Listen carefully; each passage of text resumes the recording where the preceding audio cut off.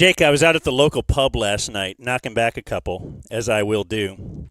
And we were having a debate at the bar. The boys were like, what is the most important part of a house? A real raging debate, because you can go with doors, if they're locked. I went with roof, because can you just imagine it right now? Take a roof off your house and then just imagine your life. Play out the next 6 months. It would be horrible. And we have a solution for you. If indeed you need a roof, Qualis Roofing, the GOAT. Qualis Roofing, that's right. They are oddly the foundation of our entire operation here. Despite doing roofs, they'll come out, they'll inspect your roof for free. And if you need work, they'll deal with the insurance company. So you might have some money sitting up there is what we're saying. QualisGC.com. Have them come out, take care of everything. It's the good roofie. What, roofie? Is that a word? Roofie. QualisGC.com.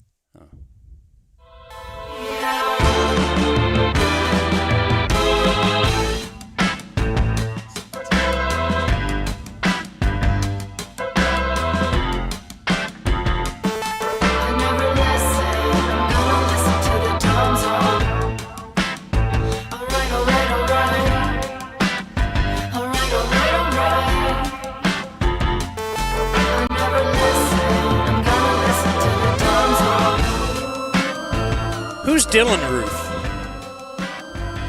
Is that a sports person? Or is it like I think that was a mass school shooter? The shooter. Okay. Which Let's one? say he played hockey. Charleston Church. Oh. He'd be known as Roofie, right? If he played hockey? Or roofer. Hey, listen, from what I've heard, you might have to be careful tossing that word around in that community. Really? Well, I don't know. Probably athletes in general. Oh, anyway. Why? They don't need to. This is the Dumb Zone. I'm Dan McDowell. I'm Jake Kemp. I'm Blake Jones. Foodie CK is here as well. Otherwise, how would you hear us and see us? Here is not the Game Day Men's Health Studio, although we do love us some Game Day Men's Health. GameDay.dumbzone.com. Peptides are all the rage. Peptides. That's the thing. We are broadcasting. Oh, I do. I would not be here right now without Game Day. That I can promise you. Had my wife pitched me a grueling family trip, I would have said, I'm not up for it. I'm not the man I used to be. But I'm enjoying Kauai. You don't have to be emasculated in front of your wife anymore like you were in the past. That's not permanent, apparently. Yeah, now you're like, yeah, hell yeah. Anyway, no, we're high atop my garage, broadcasting live to tape. The old miss, the old man, the place where it all started. The Dragon Den of Inequality. So we're not downtown Dallas today. We do have intern Henry showed up, so that's cool in a way. And then he did the old thing of, you know how it's like, I don't know, you learn things. I was thinking of Henry this morning because I see remember the studio mic I lent him, my Yeti studio mic? Oh, yeah. And then he opened the box as if he was an ape. Right. And then when he returned the Yeti mic, he just handed me back a ripped-apart box. He didn't even make the should I even attempt to fix it like Trey, who once broke a family heirloom and then just glued it? Mm-hmm. Henry's like, no, you know what? I heard Trey make that mistake. I won't do that. I won't even try to fix it. And you think, maybe, did he learn from that? I don't know. I haven't lent him anything. But we're going to teach him today something. We opened the door for him, right? You said, hey, open the garage door for Henry. Yep. So what was your play there, Henry, on not closing it? What was that? You don't have to answer. Go down and close the garage door. Just walk downstairs and close the garage door, please. Why would you not? Go away. Oh, I clicked the button and nothing happened. Well, that's a lot worse, actually. Hit the big button. That's indicating trying to do the job and not seeing it. Yeah, but I don't know how to. If you don't know how to open or close a garage door, maybe you're not right for this. Did he hit show. the light button? Oh, he found it. Well, the point is, it's a garage door. Did he think, wow, their garage door must never close? Oh, actually, it does because he had to open it for me. So anyway, It was probably just that it was so quiet, thanks to Trident. Clayton, that is the problem. Clayton and Henry's relationship was so hostile the first time around that I just kind of swore to myself that I was going to be nice to Henry this time around. Mm-hmm. He just makes it so hard. Yeah. What are you going to do? What are you going to do? I don't want to focus on that because you guys can tell I'm in a great mood. Can you? Do I have a glow about me? Are you like, hey, you actually are glowing. Did this guy get some morning, a wake up type thing? Yeah, I want to start out with fun there. No, I took one of the greatest drives you can ever take. That's right. I dropped off my wife at the airport this morning. Whoa! Oh, cha-ching. You're not going to play the sounder, but we'll do it. Which initiates the countdown, of course, to picking up the wife from the airport. So I was thinking, though, of a good bit. One, send an Uber. So when she arrives back next week, what if an Uber is waiting for her? Two, I have the best bit we've ever done that we're not going to do. It's send a listener disguised as an Uber, and he's rolling. Whoa. And can kind of egg her on as to, wait, he got you an Uber? You're kidding. Okay. Yeah. Yeah, but we can't because people already broke the trust tree rule. No. That's a like previous, I said. That's a previous iteration. It's like the greatest NBA player. Took that too. No. I'm saying our listeners now are different. They're in on the bit. Yeah, no, I'm just Might saying. be true. But the greatest NBA player never to win a title, like this will go down in history as our greatest bid idea that just never hit the air because we just couldn't do it. The Abby and Brittany calendar that we never put out with Mino and Julie as the twins needs at least to be in this conversation. No, you bring up an interesting point, though, about the clock on your wife coming home. First of all, plane, that's massive. That's at least one full day. Nobody's doing that for less. Right, like if an emergency or like I got to get home, well, that's going to take a while now. We know you're just not across town. Yeah, it's like getting divorced. You need a lawyer for that, so you're stuck here. But I kind of find it hard almost to be on vacation. Maybe this is a good thing because it means that like our lives together is pretty great. But the thing that's hard about vacation is it is on a clock. And it's hard sometimes to be like, are we doing enough? Am I enjoying this? Am I maximizing? You're not going to be back there next week. Right. We better snorkel and go fishing. How often is she getting on a plane alone? It's a lot of pressure. But maybe just. And I just want to say, though. No. I've evaluated myself. I've looked at some game film. Who did that, Reese? Somebody's looked at game film and said, look at the film. I see nothing but good things. Like it was Trayvon or somebody. I've never been more – the best husband I can ever be is the last couple of days. You need me to – oh, no, I'll go up to the attic to get your suitcase. Mm-hmm. I got that for you. What do you need? Laundry? I just want to make sure you don't – there's nothing and then last night she's like – she's looking at the thing, and the flight leaves at, let's say, 10. And so she's like, well, should I get there at 9? 8:30 I should get there. And then she goes, but rush hour traffic, I don't know. What do you think? Should I try to get there at 7 or at 8? She asked me, what do I think? And now you're like holding steady. You're like. Remember your training. You're like, yeah. I don't know. I mean, I want what's best. I want what you. Yeah. Is 4 a.m. an option? But I mean, World Cup, there's a lot of people. You might need to get there early. I did have these guys. Is it called a pit crew or whatever? They were out there. Everything was set. Like it was 10 till the time she said, and the air conditioning's going in the car. It's running. Let's just make sure. Right. We went yesterday. So after she told me she was leaving, oil change, tires. Like let's just make sure. Hey, just check everything just in case. Just all right. Everything's cool. So, yeah, I left. I think we left at 8, but I had a backup Uber. I called just in case my car didn't start for some reason. Yeah. Yeah. Really had to nail it. Yeah, that's great. Anyway, Uber it's on all the way good home times. is interesting You could spin that as like caring for her, right? Like, oh, that way they're there. Well, no, actually, you can't. No, it would never I work. was gonna try to figure out a way that it's like nice for her. You could get Alyssa to stand there with her name on a sign. That'd be That'd be good. interesting. I've always wanted that. I got one more quick thing before sports, but it's kind of sports, and so it's going to kind of be brought to us by Plum Quick. Hey, a quick thing brought to us. Let's do that. Do it up. Whenever we have a quick thing, we'll make it our new plumber. Is Plum Quick. Get it? I do get it. Plum Quick. You heard from our buddy Robert just the other day here on the show. It's our new plumber. He gave me a cool one sheet. Go ahead. Start talking about plumbers. Oh.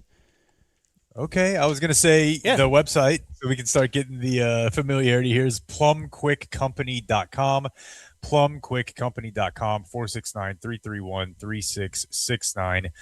Been in business since 1987, and they offer something unique, which is an annual whole home plumbing inspection. And I'm going to have to get used to saying that word, but so it's they come out, they do the inspection, take care of everything before it becomes a problem, Dan. So what is included with your $199 a year, which I just signed up for?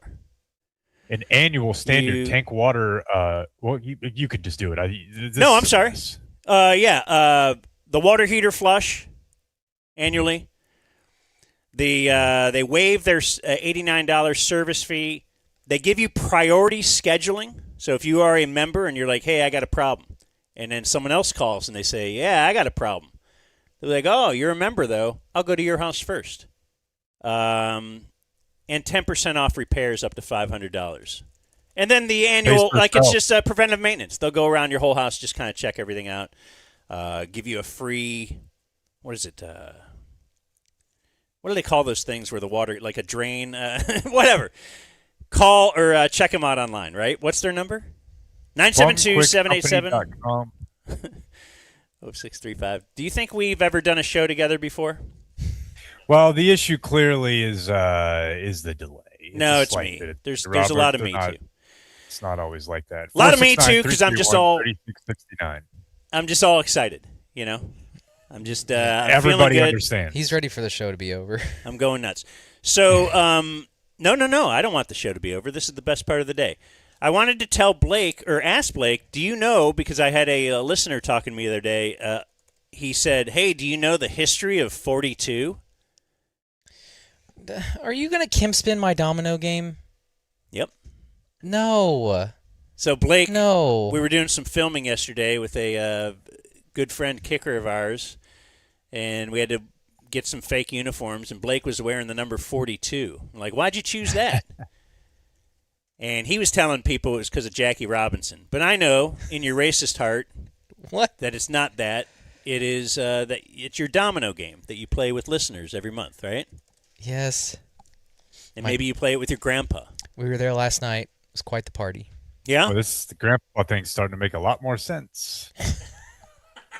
So, in 1887, this originated in Texas, 42. Sometimes it's called Texas 42. Yep. That's an insurmountable lead. Texas, 1887. Well, let's hear him out. Playing cards were banned. Yeah. Because of religion. Texas viewed playing cards as sinful. Those damn Southern Baptists. Can't dance. Yep. Can't play cards. Really can't do anything. Can't even nail your buddy from behind. No. No. They don't let you do any of that stuff. No. Any of the stuff we just like to do as boys. So, two young boys, 12-year-old William Thomas and 14-year-old Walter Earl, they were caught playing cards. And what they had to do, it's kind of like Jake having to read the thing to his mom or whatever when he got caught. They had to burn their playing cards. Okay. So, and that's, you're crying. Burn the next one. Oh, no. And there you go. Of Hearts. Boy, I saw somebody the other day, and I don't think it was Brandon Marshall or some other unstable NFL wide receiver who was filming their kid, making him run to the point of throwing up at 3 a.m., driving the SUV next to him. Okay. It's not smoke the whole pack of cigarettes, but it honestly made me feel good. I was like, this is psychopath behavior, shouldn't be happening. But I'm enjoying seeing it.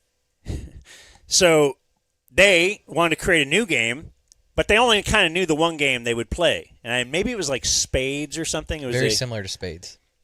So they knew how to play that, and then they had dominoes, and they're like, wait, what if we just... So all they did is recreate the game that they loved and that they were banned from playing with a different... It's like we are not on the radio anymore, but it's kind of the same show, but it's a different platform. They just used a different platform. It's called Dominoes. Their game is quickly accepted by local churches and families, and it becomes real. You should respect this. It's the exact same game, though. Yes. Well, no, I respect it as much as my Mormon friends who came up with the word fatch instead of the F word. When they would get fouled, we'd play basketball with them. They'd be like, fatch. And I'd be like, do you think God doesn't know that you actually... In your head, you have to think of the F-U-C-K, and then you have to translate it, and then you say fatch. You're talking God here, bro. You told me God knows everything and stuff, so God already knows what you're doing. He knows that's a profanity. God knows that playing dominoes is the devil. That's the devil's game. Yeah, but you had a non-compete with cards, and you found that it's not the same. It's different. It's different. I gotta be honest, dude. It is an interesting story, but I am stunned that there's not more racism here. I was fully expecting I thought that. somehow it was gonna be like, well, yeah, after they burned down the slave barracks while they were playing their favorite They game, each killed 42 of their favorite slaves. The slaves invented it. The white no took racism at all. It's all okay. I'll take that. Texas. I'll take a church workaround. In fact, I think I knew just that. inventing the forward pass. Sure. Anyway, I'll take it. It's a big day for me because the new installment of the college football video game came out today. Now, it came out to the masses today. If you were a premium subscriber, you got it a week ago, which I did. Yeah. I learned about all this morning, Dan. The tiers, all of it. Yeah. Like plum quick. And so, Jake, chime in here, but I cannot explain to you how big of a deal this day used to be to me. Because as of right now, I would have been 11 hours and 47 minutes into playing it because I was at GameStop at midnight picking my copy up. Every single year, NCAA and Madden. Midnight. And so you get the game at midnight. You get to GameStop at 10:30 because maybe they got a copy going. Maybe you can play your buddies there in the store. Maybe they've got some cookies or food. They have or pizza. It's a freaking party for the release of these video games. And when you're 15, 16, 17, like this is just the creme de la creme. So obviously it's like waned over time. They don't do the midnight releases anymore. And there's been something kind of ruining video games over the past decade. And it's called microtransactions. So basically, I think how this started, and I'll get corrected, but how this started for me anyway, is Madden and NCAA, was dead at the time, so really just Madden, FIFA, your other sports games. They came out with this thing called Ultimate Team. So if you're tired of playing with the stock teams like the Cowboys, soccer teams, basketball teams, you're tired of playing with the same team every time, you could make your own. And so you would open these packs and here's Jalen Smith, here's Michael Gallup, here's, some other spares. Can I call a timeout? Sure. Why isn't this just franchise mode? No, because in franchise mode, you start with a team, then you got to go through free agency draft, you kind of have a starting point. With Ultimate Team, you can get a player from every single different team. And when you start, you have spares. But the more you play, the more you win, you get better players, and then you get better players to the point where you have an awesome team, and you can play with people from the past. You can have Bo Jackson at running back. You can have Deion Sanders at corner. But along the way, rather than just earning it, they would say, okay, if you pay us $10, we'll give you a premium pack, and you can get a gold Dak Prescott or whatever. And so basically, the more you paid, the better your players or your team could be. It was a cheat. It's a shortcut. Pay to win. Yeah. And so, if your little rich kid had the best team, all 99s, but you're sitting here grinding for your 80. Well, this is this has evolved into a petition currently going on, like thousands of signatures because of microtransactions, because now these microtransactions in the latest college football game have made their way into single-player modes. So if you're a geek like me and you just love to grind offline, I don't play anybody, I play the computer, and I start with, the latest one I did was with Middle Tennessee State. A garbage team, you recruit, you get better, you portal, you build them up. That's the fun to me. And that requires no money spent or whatever. That's just a game mode in the game. Now, if you want your coach to progress at a normal level, you have to pay for it. They have taken away your fast and your faster progressions to where really your coach is going to suck unless you pay to unlock these tiers for him. And people are pissed. Well, see, that was going to be my question, is obviously it sucks online. It sucks in regular to have it be an option in regular offline mode, single player. But if it's just an option that you can just be like, that sucks, it exists, but I don't have to engage in it, that's one thing. Which is where if I'm they at. take 60% of the game and paywall it beyond the initial $150 you pay for the game, you know, what we have here is, again, turbo capitalism, taking something that already made a lot of money if handled correctly. I understand GameStop has its issues, but video gaming makes money. It's a huge industry. Well, they've cut out the middleman now because everything is digital. Like hardly anyone is going to get the disc anymore. It is a straight, and that's the thing, is like a part of the price of the game was the distribution of it. The price of the game has only gone up, and now you've eliminated that middleman. So they're making more money theoretically now more than ever. But yeah, and I don't know, I don't know the financials on that, but I know they're not hurting, and I know that, you know, even when you see them, like Xbox just laid off a couple hundred people. Yeah. But this is just the game, right? They're just, how much money are we making? It's not enough. It's not that they're losing money, but it feels like this started with apps and like phone games. Yeah. And because that's like become normalized, right? I mean, your kid is just walking up to you I think TC and probably a lot of parents, they just get their kids like gift cards to the game store because that's all the kid wants. So like you say apps, and like that's a words with friends thing. You can play somebody, but if you pay for like hints or whatever, I don't know if there's extra time or something with some of the games, but that's a similar thing. So now if you try to play against somebody, you're like, are they playing on the same level that I'm playing, or are they paying some money to get a little extra bonus? And now we can be on the same level. Like if it somehow indicated you were a green star person, and that meant right? Would that make it better for you? Like you could be in, like if you want to be in the pay league, then that indicate like all those people shouldn't be able to play against people like you, right?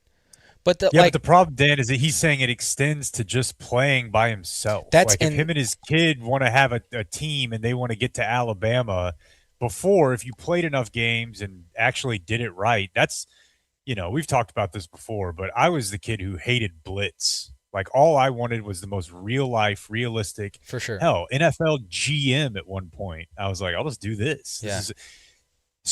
That's the fun of the game to me. But if you have to pay just to do that, then you got to make the game cheaper. You got to be like, hey, there's a $75 option where you can't get to a Power 5 something. That's insane. Yeah, and I will say that it's hit Brooks in a way of like when he plays Halo, he likes to customize his character. In order to get more stuff, you got to buy these passes and all that kind of stuff. And I've come to terms with that. But you're right. Where it infiltrated sports games is it used to, if you played people online in this one mode, you knew you might play a rich kid who had better players than you. It was a part of it, but it was a territory you were stepping into. Now it's flipped to where if you want to play by yourself and you want to do some things in modes offline that you had fun with, having to pay for that content on top of the $80 video game is it's infiltrating in a way. It doesn't feel right. And a lot of people are pissed off. So, and you are? I don't. I honestly don't care. It Because doesn't sound like you do.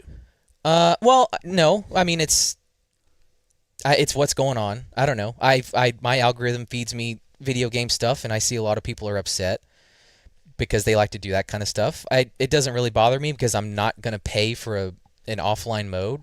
I'm not going to pay any more for the game than I already did. But it is an issue.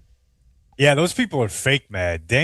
Blake is grandpa mad. You know, like I've told you guys before. My mom and all of her brothers and sisters bought my grandfather a big screen TV so he could watch NASCAR, and after like a month, it sat there for like 10 years because he's just like, I got to fight with the cable company, and it's like I'm not dealing with it.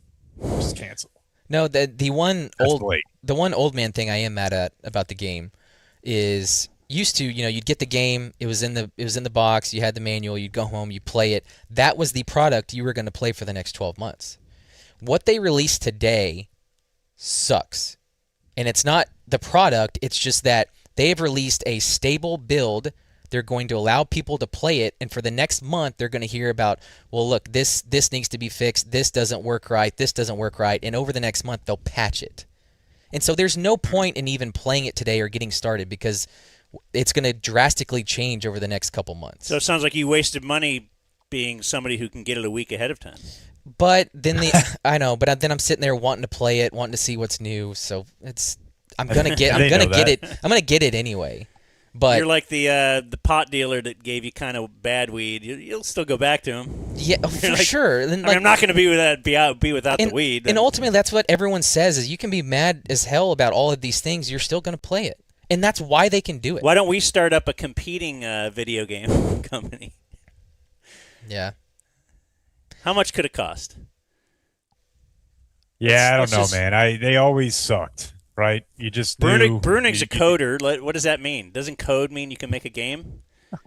That's a good start. Yeah, I think so. In some way.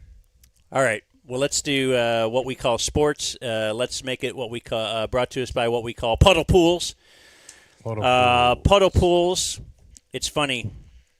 I was talking to Patrick, who's part of the puddle pools empire here in DFW, and he's bummed out that Jake made fun of their little duck game. Still. At the DZGSE. And he's like, so Jake is in Hawaii, and he doesn't want to tell you guys about the waterfalls or the beaches or the scenery. He wants to complain about the roosters. And I said, look. And he's thinking what he wants you to describe is what Puddle Pools wants to be for people, an island getaway. Your pool is your oasis. And that you don't have to worry about anything. Like, you didn't have to go to Hawaii and then, like, clean the beach and stuff and then get in it, right?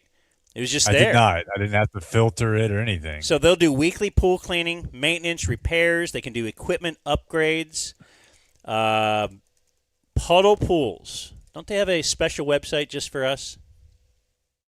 They do. I don't have it in front of me, but you think I would. I was trying to be like radio guy and stuff. We're throwing really it to my partner over here. Puddlepools.com/dumbzone. Puddlepools.com/dumbzone. It's not their fault that the duck game sucked. They will take care of your pool and make it like an island oasis. It is puddlepools.com/dumbzone. Puddle pool. It's got water reaches in it. Puddle pool. If I said it, then I mean it. Puddle pool. I said sail on the DG. Puddle pool. Wait, I meant to say DG. Puddlepools.com/dumbzone. We're shaking our head because you should not be playing that audio. It ruins your mic if you play the audio. I don't know how it works. I'm well aware. We're going to work on it. No, we're not. Yeah, we are. We're going to do something different tomorrow. Anyway, sports. I have 2 sports follow-ups, and then we can get back to, I think, college football is what since you're fired up about college football. Sports follow-up. You know who Dylan Cease is? Oh, yeah. Former Ranger grade. Oh, yeah? Was he? I think. Wasn't he? Was he never? He came up with the White Sox. He was a big-time prospect. Well, last night, he's a Blue Jay. No. Took a no-hitter into the 9th inning. Oh, no. Here's Dan. Okay. He was at 118 pitches, and manager John Schneider sent him out for the 9th. Good. Gave up a hit right away. Pull him. Pulled him right away. All right. That's all you got to do. Yep. That's all I'm asking. Give the guy a chance. Now, perfect game especially. Perfect game. Perfect game. Remember the perfect game chant? Yes. When a Ranger pitcher had a perfect game, because it would He make got the first out of the game. it would just make Ranger fans mad. Oh yeah. Um, Oh, you're ruining it. No, Anyway, I let don't the know. guy I mean- let the guy go for some baseball history. Oh, you know what? He needs a little rest. I know he has a home run, a triple, and a double, and he's going to be up again. But let's just take a seat. Let's take the rest of the night out. Why not just go for the cycle? Don't try to argue against this, Jake. I give up. It's going to ruin all your baseball cred, all that you've built up in the last. And then one other follow-up from yesterday's program, or were we on yesterday? What you know what I'm saying? Spurs play-by-play announcer Jacob Toby has lost his job. Oh, you can get fired for that. Well, not It's a just player, bro. cheating on his girlfriend. We think No. it's still all alleged, but it was the Today in Twitter from a couple days ago where his girlfriend put on Instagram, I think, found his phone and said, "Hey, Jacob Toby, this is Jacob Toby with his girlfriend. Too bad he's now sleeping with," and he put the name of it's a player's sister, a Spurs player's sister. And it's just like, I'm a bad guy, all this kind of stuff. And so, the Spurs are probably just like, look, I don't know what's going on here, but you're a play-by-play guy. And play-by-play guys, sorry for all our play-by-play guy friends, but you know what it is sometimes when you're you rank well below the players on the list of priorities. In fact, what was it, the Oklahoma City Thunder guy was like there for their entire existence in Oklahoma City. He might have been an announcer in Seattle for all I know, but he got fired because he said he's out of his cotton picking mind. And we were in an era when even just saying, "Hey, what kind of shirt you got on? What is that made of?" And you'd be like, "Cotton." I didn't know you're that racist. Anyway. Well, it's not time for a fired him. poncho spot, but I don't wear cotton, so that would never come up. I also think it's probably unlikely, but possible that the Thunder brought anybody over from Seattle at all. That was a fairly contentious. I mean, Oh, maybe. Okay, I didn't. Right. But you remember? I don't know how many people Uh, in Seattle use that term. Old men in Seattle use cotton Point picking. I stands, grew I up with mean, it for sure. Yeah. If you're out of your and- cotton and picking mind, but I think the good news for Jacob Toby is that I don't know that this takes you out of your profession, right? There's many more play-by-play guys who will screw up, give up, move on. You're not getting another NBA job right away. That's for sure. But, Thom is back. yeah, but Thom's Thom, that's some pretty high heights he was at. But yeah, I think they can come back. Yeah, Jacob is Toby not doesn't a seem career to have the. He seems to be pretty young. Right? Yeah. He is. All right, that's my follow-up. I know you had college football news, including that the Big 12 has. Are they the first sponsored conference? They are. What is it now? Like, are we going to hear people saying this? Well, they're going to, in the same way that, Fox had to say Dallas Stadium and everyone else got. So they'll say it's the it's the Monster Energy Big 12. Yeah. Yes. So you might have previously heard them say at the end of the year, like the Dr. Pepper Big 12 Championship, but this will be, they will refer to it. I mean, I'm interested to see with what like ESPN does on their website. Because it might say the Monster. Brett Yormark, the commissioner, is talking like that's what it's going to be. It would be dubbed Monster Energy Big 12 Football and Monster Energy Big 12 Basketball. And the number was the thing that everybody was talking about. It was shockingly low, like 20 million. 20 million a year. Yeah, it's like $1 million per member. And That's not much. It doesn't seem like, but I mean, the market's the market. You'd have to figure these people know what they're doing, but that's chump change. Well, dude. now if the other conferences do decide to follow suit, they can revel in big dicking them about, yeah, we got 80 million. Which they will Shows- do, anyways. The other points here I feel are quite obvious as a child of the Big 12 and the Southwest Conference. The only conference that it would make sense for Monster Energy to sponsor is the current Big 12. Mm-hmm. The zombified, at the bar way past when they should be. Like, this is the Big 12 is Monster Energy, and Monster Energy is the Big 12. It's the dirt bike of college football. And this fits perfectly. Shit, half of Tech's jerseys look like they were made by Monster anyways. Every friend I have that went to Texas Tech lives on white Monster. It's perfect, in the same way that if it were, let's do one like, I don't know, Chick-fil-A for the SEC, or, if you wanted to do Dunkin' or something, like Monster to me, despite not being a Texas product, is the Big 12. It's fucking wild. Nobody really knows if it's good for you, but we're going to do it.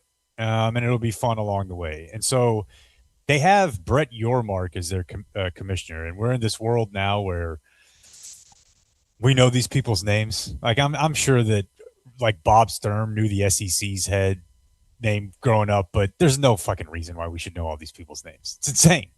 Too many ADs, too many TV network, too many conference people that you know their name. And Brett Yormark is leaning into that because in the clip we're about to play, and I think the video is instructive, it starts off with a guy asking a question, and he looks and sounds exactly like the generic mid-tier reporter, which means he's not going to be put on TV, right? And then when they cut to Yormark, this is a conference meeting. He's not at a podium. He's not at a desk. He's not sitting in a chair. He's up there walking around like he's at a TED Talk. He has like the little headset mic, and he's like stomping around in like a tight suit, like he's giving a presentation. The conference commissioner. Yeah. Yes. Yeah. And he's got like a tight, like looks all like it's the whole thing is just, it's hilarious. So we can play the clip if you want. Stop and start as we're allowed to. Commission, Texas Tech got fined over tortillas, and tortillas were banned outright. OSU paddles broken always. Can you pause or not? Okay. Yes, he's getting invitations. Yes, and everyone was. And so he does stumble tortillas, and he gets... I think he was saying a different food. I think it's both. No, I think he... Because he's going to do it again. Both. But he's right, also well, still getting the feedback. And especially on a day where we're having feedback problems or whatever. But this guy's nervous. He doesn't know the word correctly. And as Blake said, because he's heard more of the audio in the press conference, this was an issue all day. All right. Texas Tech got fined over tortillas, and tortillas were banned outright. OSU paddles broken always make a rule, has a tradition exemption. Sorsby never played a snap. Big 12 sued them anyway, while Cincinnati hasn't been yet touched. You're selling greater than 12. Why should Texas fans believe it? Can you sit? Let me come closer to you. Stand up. Ask that question again, and I'm going to give you the answer I want to give you. So go ahead. Texas Tech got fined for tortillas, and tortillas were banned outright. OSU has had paddles that were given a noisemaker exemption back in 2012. Sorsby never played a snap for the Red Raiders, and yet there is a lawsuit. Cincinnati has yet to be touched. You're selling greater than 12. Why should Texas Tech fans believe them? No, I didn't say greater than 12. You misquoted me. I said we're going forward as 16 strong, and that's my answer to your question. But thank you for that question. Appreciate it. Boy, he really chickened out.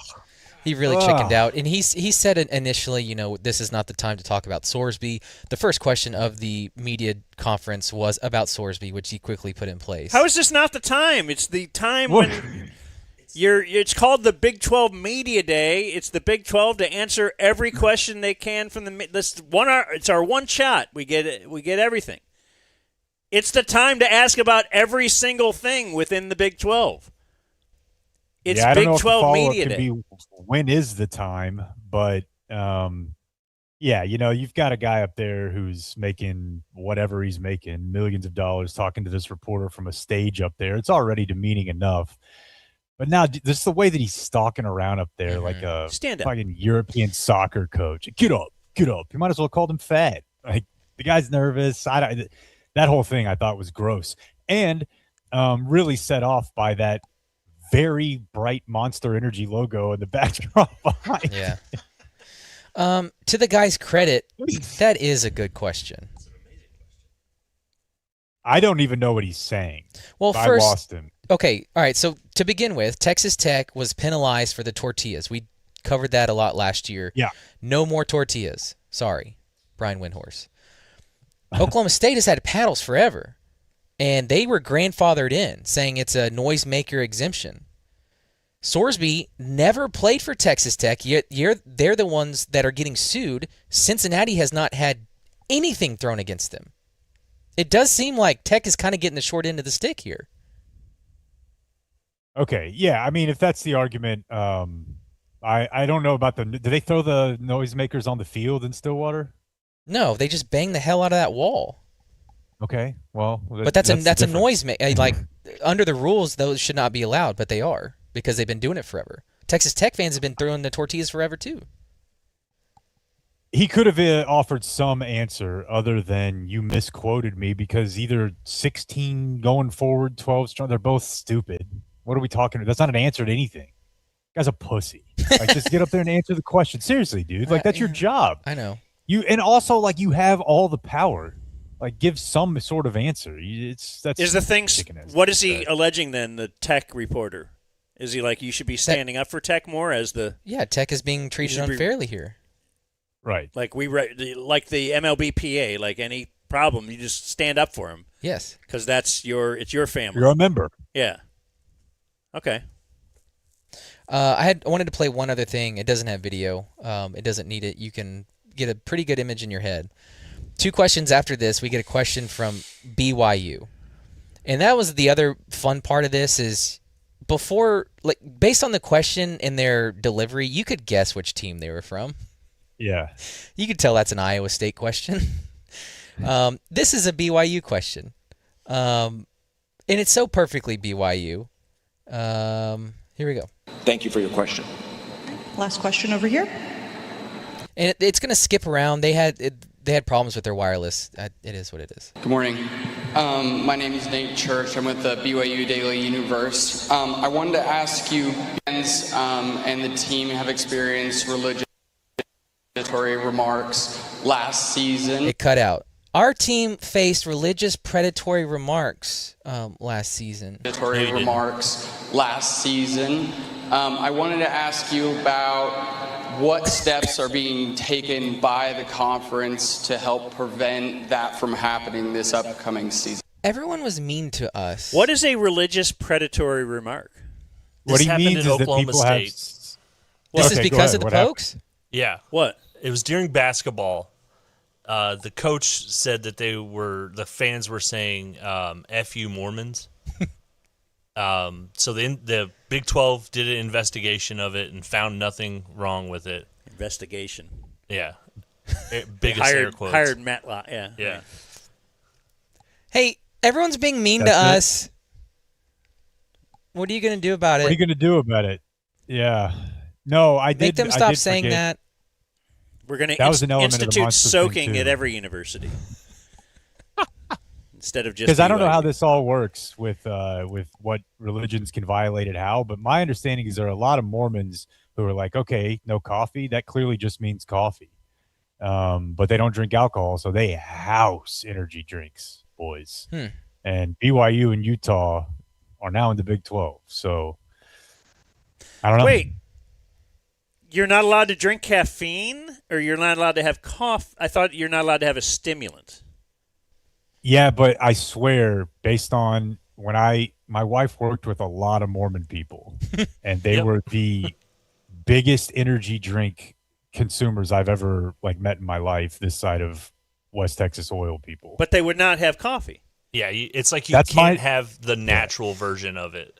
It's kind of like soaking. The word of wisdom says it prohibits hot drinks like coffees and teas. It's clearly here's a cold monster. It's clearly just cows, pigs, wars, and witches, right, Dan? Yes. It was written one way. Well, I haven't read What that yet, so. That's the whole book right there, though. Oh wow! They're like, don't diminish the book. I was looking forward to reading it. Hey, I got another football thing. What's this is a today in Twitter too. What's the deal with Cole Beasley? He says, I figure this is a high school thing. This wet bulb rule is some of the softest crap I've ever seen. How is anyone going to practice in Texas? Do you know what this is? High school football, man? And if you don't, I'm helping prep you for the season. My first guess, I don't know. I don't. I'm not going to. I don't know. Go ahead. Okay, I thought it has something to do with dehydration, and I also did not research it because I thought I have high school football guy here. My first thought was humidity. Wet bulb rule. What is that? That's what Cole Beasley said. Now, did he? Is there a typo? Okay, I misunderstood and thought you said wet ball. Bulb. Like a light bulb. Okay. Yeah, it's about practicing outside. The wet bulb rule dictates that athletic practices and outdoor work must be modified or canceled when a combined measure of air temperature, humidity, wind speed, and sun angle reaches dangerous levels. Right? Are we? Yeah, let me get my. We're analyticsing weather. Hey, here's my strength and conditioning coach, a 26-year-old steroid freak who's drunk half the time out here. Let me get the wind speed. Let me combine it with the. What's the sun angle? But no, launch angle. I think of sun angle. What are we? Are we saying straight up bad noon? That seems bad, right? I don't like that. I don't like that at Here's all. Pete Delkus with your wet bulb forecast for the day. I don't know of anyone that follows this. Well, Cole Beasley is also upset about it. Listen, Cole Beasley is somebody approaching him with the right offer away from walking around on YouTube knocking on daycare doors going, hey, what the fuck's going on in there? Hey, is my kid Ahmed Beasley in there? This was in there from day one, bro. What if he's walking around he's checking out practices? Yeah, hey, you guys, any pussies over here? I have more sports, but I'm actually going to tell you that even though you put Flooring Direct next, this is going to be brought to you by Flooring Direct because Dan Ratliff is part and parcel to this. Ratcliffe. He'll yell at you if you don't get his name right. I know You're him the as problem. Dan, the Flooring Direct man. And I've already told you we're customer. We're balls deep in the whole process. We're about to pull the trigger. Of course, that'll be delayed by a few days. About to be flipped. But yeah, the den is getting flipped. Had to explain to my wife. I don't think you can do it because we're trying to get the dates now. When do we want to actually have them come in? It'll only take, they say, 1 or 2 days to replace all the floors in our house. But we need Clayton here if we're going to be in the den messing with the cameras. So, but hey, if you don't have a podcast studio above your garage, you don't have to worry about that. It's flooringdirectdfw.com/DZ. Meter beat any deal that you can find. They are local. That's their big thing. They are not a national chain. Most of the flooring places are. So you're going to get great customer service. My sales guy happened to be Rick Renner, who is the most he's a savant on this flooring stuff, dude. It is wonderful. He's got the patience of someone in the Bible had a lot of patience, and people reference it a lot. You know the story. You play 42. So check out flooringdirectdfw.com/DZ. It has been an awesome experience. I can't wait till it's finally done. We're going to christen every room together when you get back, Jake. So flooringdirectdfw.com/DZ. That's our flooring company, the official flooring company of the Dumb Zone, and certainly of this household. Well, Dan Ratcliffe is a big soccer guy. He's got soccer kids. He actually still plays soccer, like still plays club competitive. Oh, he does? adult league I didn't know that. soccer. Yeah. So he's got a lot of background and history here. And I don't know, this is a thing that this is, let's talk about how haughty this is. I kind of feel like this is probably like around 2015, everyone I knew had an opinion on politics suddenly. Like for a while, you were kind of a dork if you did, but then all of a sudden, everybody's like, this is my identity. That's how I feel probably people are going to feel if they're really into soccer, because I don't understand the dynamics or complexities of this at all. But just from, an economics and a, behavioral standpoint and how society organizes itself, this argument of like why is the United States not better at soccer is compelling to me. It's an interesting one, and the biggest one that you always hear is the biggest one, right? Well, our biggest athletes, our best athletes aren't going over there. But it's so much more complex than that, right? Like they've got these academy systems in Europe where if you develop players, they get purchased by the club above, and then that gets reinvested into the academy, and they can live off of a star for a half decade. So that doesn't happen here. There's no the customer over here is not the team. The customer is the parent here, because we're paying to play. They don't pay to play necessarily over there. And Norway was in the news because they hadn't made it this far and had sustained success in a really long time. And someone pointed out to me that about 30 years ago or so, Norway, for all intents and purposes, made youth sports free, fully. There are exceptions, like it is kind of to the need, and there are some, I guess, very wealthy-ish for them, people who pay. But in the most part, anybody who wants to play sports, you're playing. And they do it later. They do it like through like high school, or even like maybe it's like 14, but they don't just do it when you're a little kid, because a lot of times you don't know who's going to be good until they're 13 or 14. And so we lose a lot of people who might be great athletes at 8, 9, or 10 because they can't pay to play in our league. So that's part of it.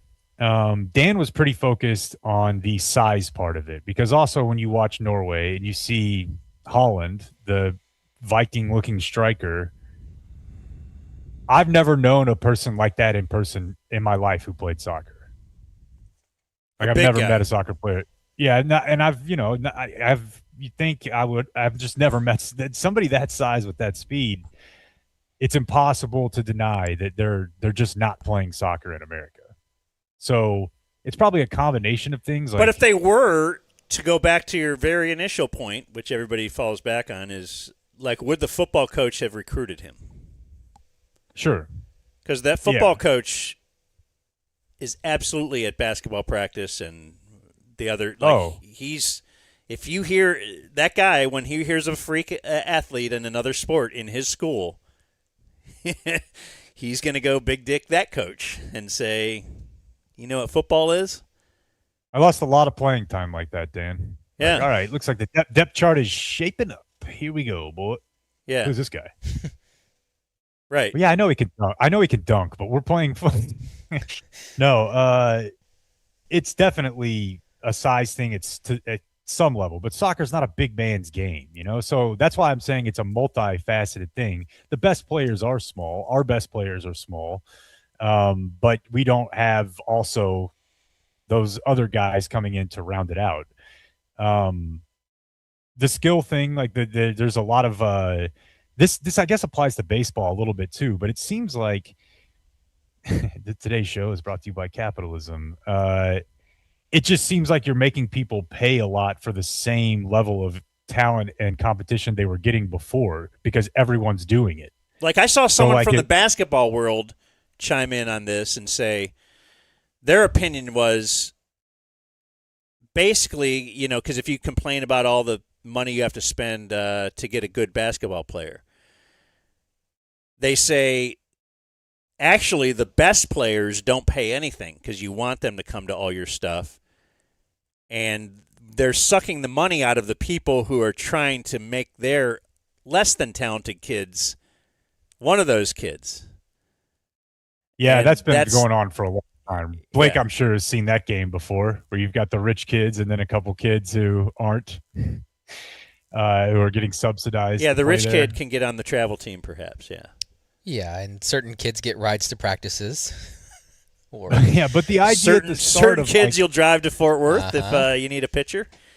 but you know what I'm saying? The idea before of like, all right, we need to pay for this competition is because my kid is too good. Like she's not being challenged. We need to get Yes. them to another level, and we're going to put all those kids together. Well, now everybody who's a 5 and below on a scale of 10, or excuse me, 5 and up, they're paying. It's not just great kids. So you're just getting the same experience, but making it cost more. And the development is not getting better. The idea would be if you pay, the development gets better. Much like when it comes to something you might like say, people would say about like healthcare, we're paying a lot, which is okay, but it's also not getting better. There's so yeah, so it's- I much think- here. There's just so much in the youth, like the because I've heard a lot of this stuff all my life. One of the things I've heard is that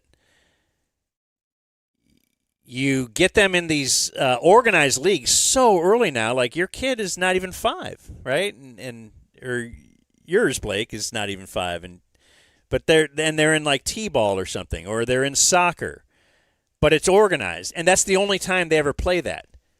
They're not playing it on their own with their friends in the front yard. I used to hear that a lot about basketball. There's just not as much pickup anymore, or everything is organized, so you don't kind of develop some of your natural things on your own. That's why swings and Julio Franco had a real unique swing. That won't happen today in the United States because we're going to teach you the proper swing from the age of 6. And you're Kurt Warner was going on about this the other day too, like that he had to figure out his slot and his arm motion, and kids today are like being drilled one way. You're robot quarterback. This is how you're supposed to throw. Yeah. And there's no. I mean, I definitely think that's interesting. But if you said that, as far as soccer is concerned, soccer is just not universal enough that there are pickup games in the front yard. Yeah, but our athletes are better than ever before. Our athletes, but so are theirs. Well, I'm just saying, like, it's you're right. Everyone kind of looks the same, but the skill is, I don't know. You're just getting good training at a really young age at a rate that we've never had before. But what is it? At what cost? I mean, is our only goal the very, very best athlete that he can be at the top level, or should some of our goal be life and realizing that we shouldn't gear everything to try and be the top 1%? Who are you talking to, though? People that want their kids to end up being the top 1%. Yeah. Well, I think I've always found the like, hey, we're doing too much structure argument, like pretty compelling. But I know that in Europe they do, and this is something Dan brought up, they're almost like forcing you. It's like you've got to play sports young, and it's free. We're playing. Everybody's playing, and that's organized. And I feel like that can't be a bad thing. Then they'll scout that out. And yeah. Now maybe what you do we'll is you pick the don't best from add that. the pressure, right? The pressure of money and travel, and we're going to the hotel. Like we don't play 7 games a week. You come, you play 2 games a week. It's free.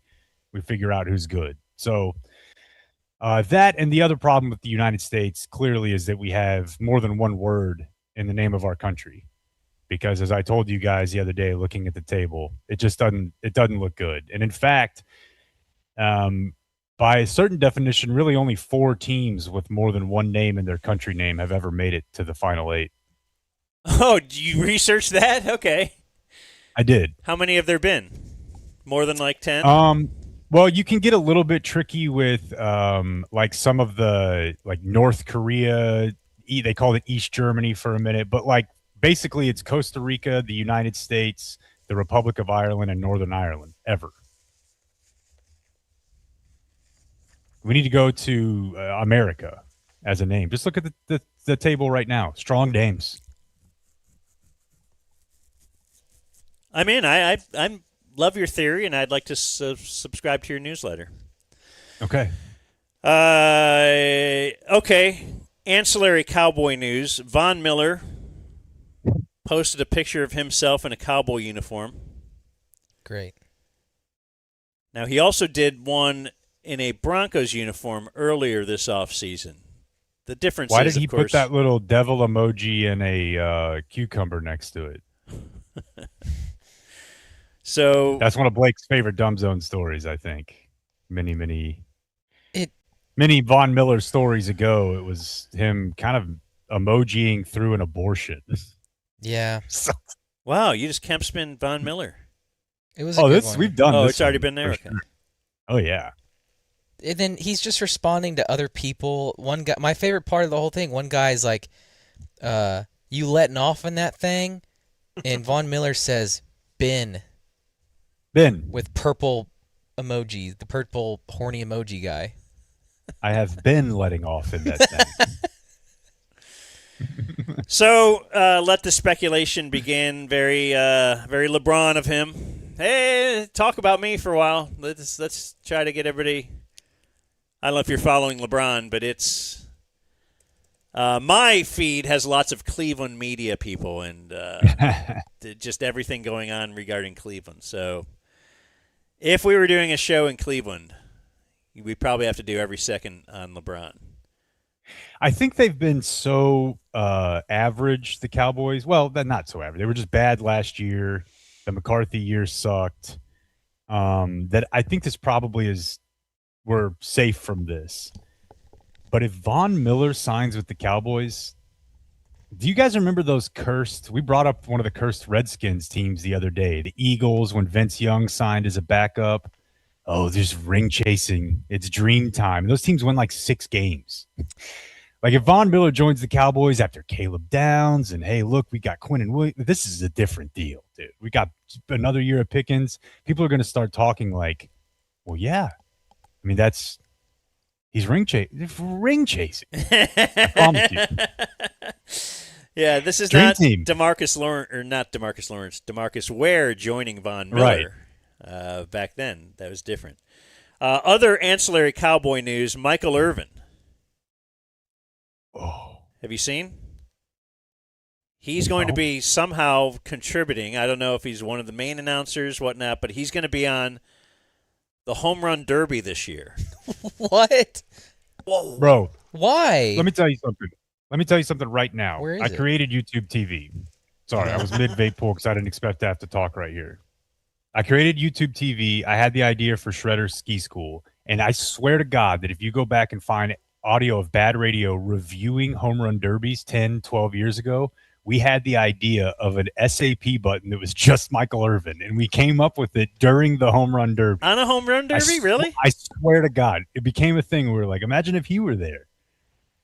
This is perfect. Like, you need him at the Oscars. Well, we recorded every show. Once you joined Ladybug.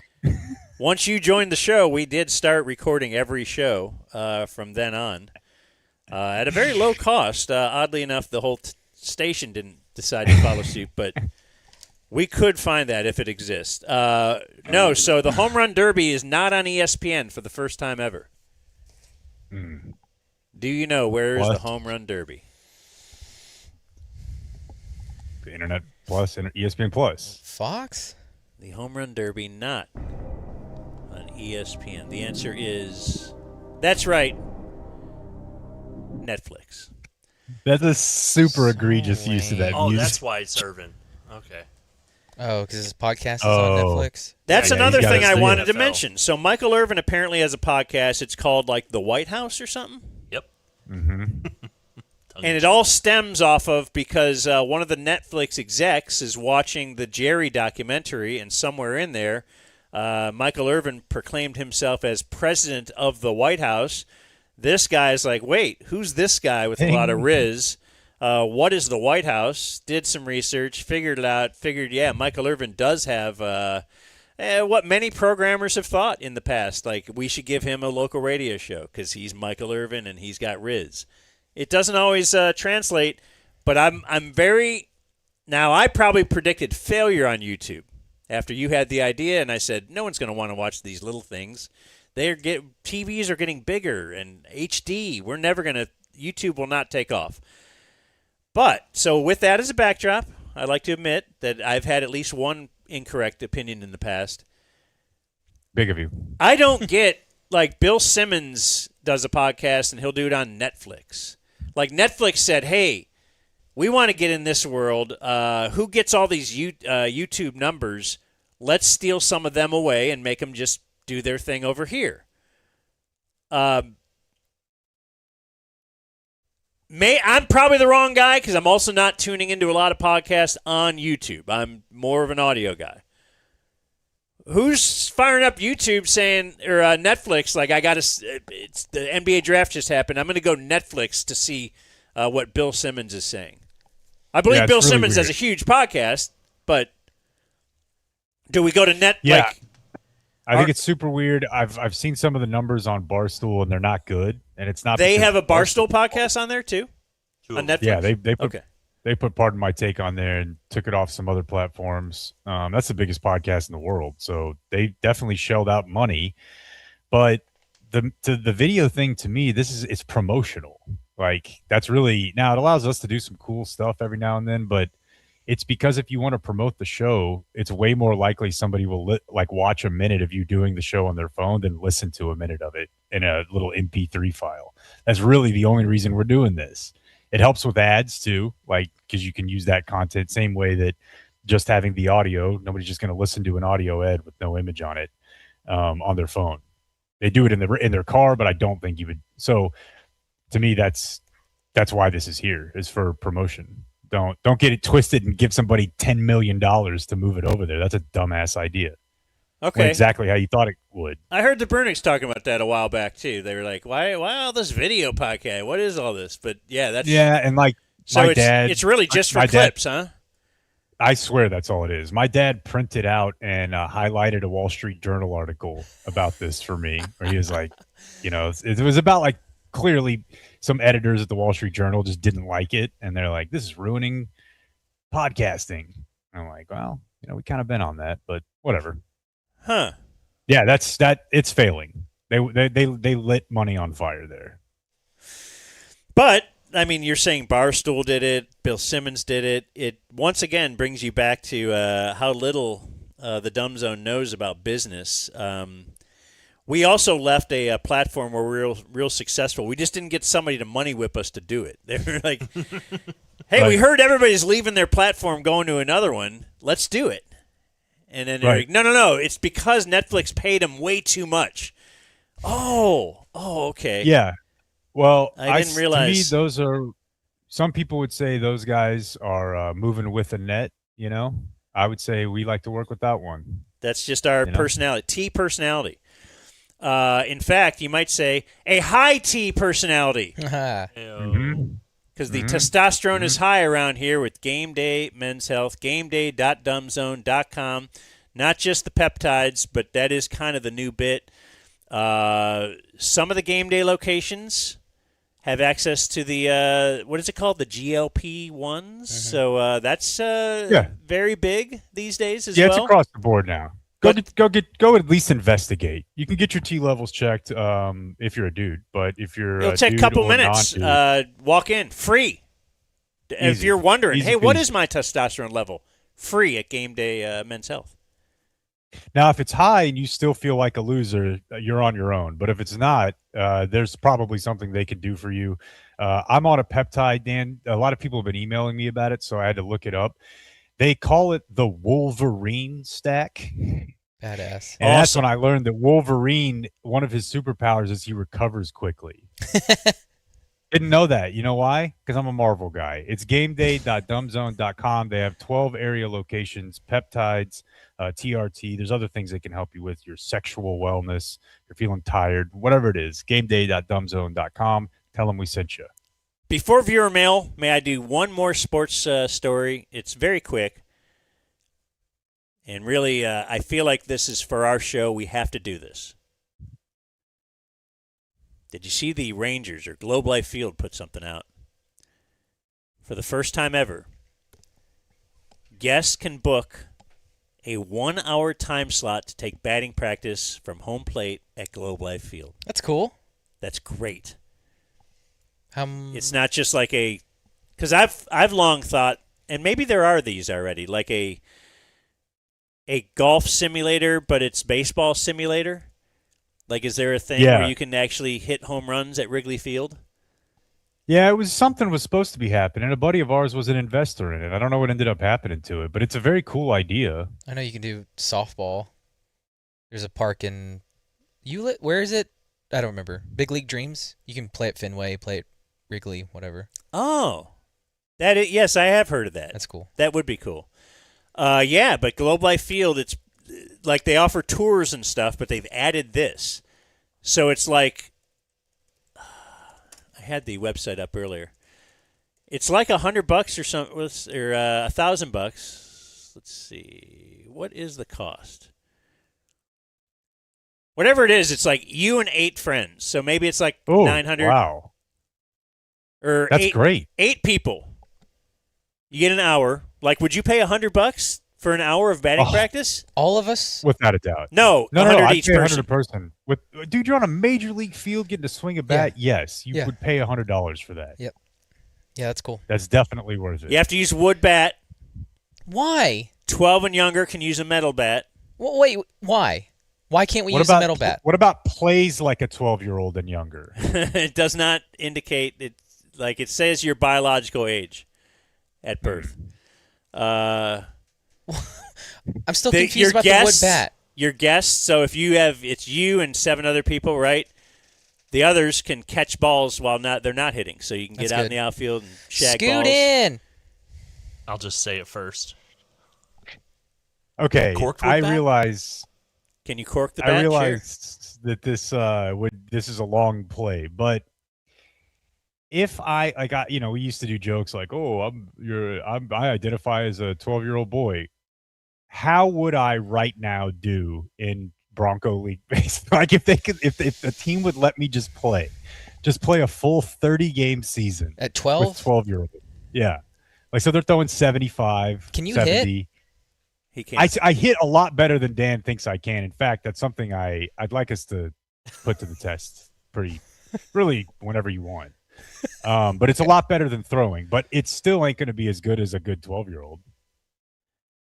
No, I'm going to say, 70, back right? to one of your brags there, I don't think you can get a hit off of me, and I haven't thrown a ball in years. That's the first step. Let alone. Can you hit off Dan? Yes. All right, we're going to. Well, if he can get it over the plate. If he can get it over the plate. But this is it's so fun. It's so this is what I fun was when gonna these add. guys get into baseball and they're like, "Oh no, I can play." He writes an article on throwing, and I now know. he's All of a Nolan sudden, Ryan. it's like, I'm the guy who knows how to. Texas Tech baseball actually did a promotion where if you brought your whole frat out and came to a series over the weekend, they would let the frat take derby practice when it was over, which I thought was brilliant. Oh, you weren't setting up a joke. I was convinced he was. No, I'm saying that was legitimately, like, they had a promotion where it's like, you can hit out here, but you got to come to the games. Just to make sure their stands were filled. Yeah. I used to go to college baseball games all the time when I was in college. They're fun as hell, dude. Yeah, they really are. But I guess I'd go anywhere that had beer. Yeah. All right. Oh yeah, wait a minute, Uncle Hotmail. Is this loud enough? Oh, it's not. Sorry, that's my bad. Uncle Hotmail, look at me. Is there an email in your box for me? I start with an unfair email. I feel this is unfair. It's the Star Telegram. The Startlegram. And I think they're using dirty play as an entity that enjoys getting members to subscribe as well. Patreon.com/thedumbzone, or you can go to dumbzone.com. 2 different platforms for the same great taste. The Star Telegram says, they sent an email to us, our commitment to the crucial role local journalism plays in supporting a thriving democracy and in keeping communities healthy hasn't wavered. nor will it. At the same time, we're continuing to evolve how we deliver that journalism to ensure you have the best possible experience. Today, we're reaching out to share an upcoming price adjustment to your Fort Worth Star Telegram billing. Your next payment, your rate will now be $4.38 per week plus tax. The point is, how am I going to tug at your heartstrings to tell you how important we are? We're not. We suck. We're dirt bags. We're the dirt bike of podcasts. True. Local sports journalism. I want to be able to say, do you care about a thriving democracy, or do you want it to swirl into communism? Or no, because let me tell you something. This is not fair. You're looking at some guys here who will waver. There's absolutely no doubt about it. If there's wavering coming, we'll waver. So. And will we continue to evolve? I don't know that we will continue to evolve. I think this may be already surprised that it's gotten this far. So we're kind of in icing time now. But at the end of the day, I do know they're going through like a union thing. And so, I don't know. It puts you in that tough spot, right? Where it's like, well, what if you guys made less money? It's like, well, we're not going to do that. Do you want these people to make more? We're going to charge you 50 cents more a week. Like, all right. Now. Yeah, I always love that. It's got to go to you. The cost has to go to you. If I were to air out my friends at the Star Telegram, it would be that I feel like their cancellation process is borderline criminal. In fact, then I'm serious, dude. Like, you got to call between they got to have the weather bulb or whatever, right? I'm absolutely for those it's fucking crazy congressional measures to. It should be the same. Whatever hoop you had to jump through to sign up, that's your limit on the hoop you jump through to get rid of it. Yeah. Speaking of soccer, did I put the photo in there about soccer momentum? Mm-hmm. Mm-hmm. Anyway, Chad sends us the momentum chart that ITV in the UK has been using on the World Cup broadcast. They have a momentum chart.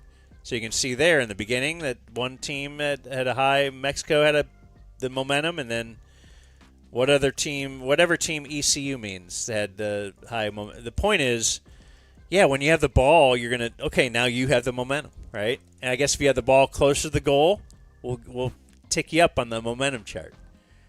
Dude, I saw the funniest one the other day. It was exactly like this if you're looking at it, where like the first team had all of it, and then it flipped down to the other team. And and I pulled up the game. It's just when the other team scored. It's like, well, clearly the fact that the other team had the momentum didn't matter if it ended with the other team suddenly scoring. Which gave them what? Yeah, the momentum. There you go. You don't understand momentum like I do. I guess you probably didn't play, though. I mean, when you play, you know. Yeah, that's true. Speaking of soccer, one more. I have a fun soccer song from D1 Daryl. We don't really use D1, but we will for Daryl. He also so this fun soccer song will be at the end of the show. I have already put it there. He also has a movie trope. Every vehicle that falls down a hill or mountain explodes into a huge car bomb like a fireball. Yeah. And he adds to the Miss Piggy list. She might already be on there, though, Kelly Clarkson. Yeah, she's – the more we round this thing out, she'll be on Mount Oinkmore for sure.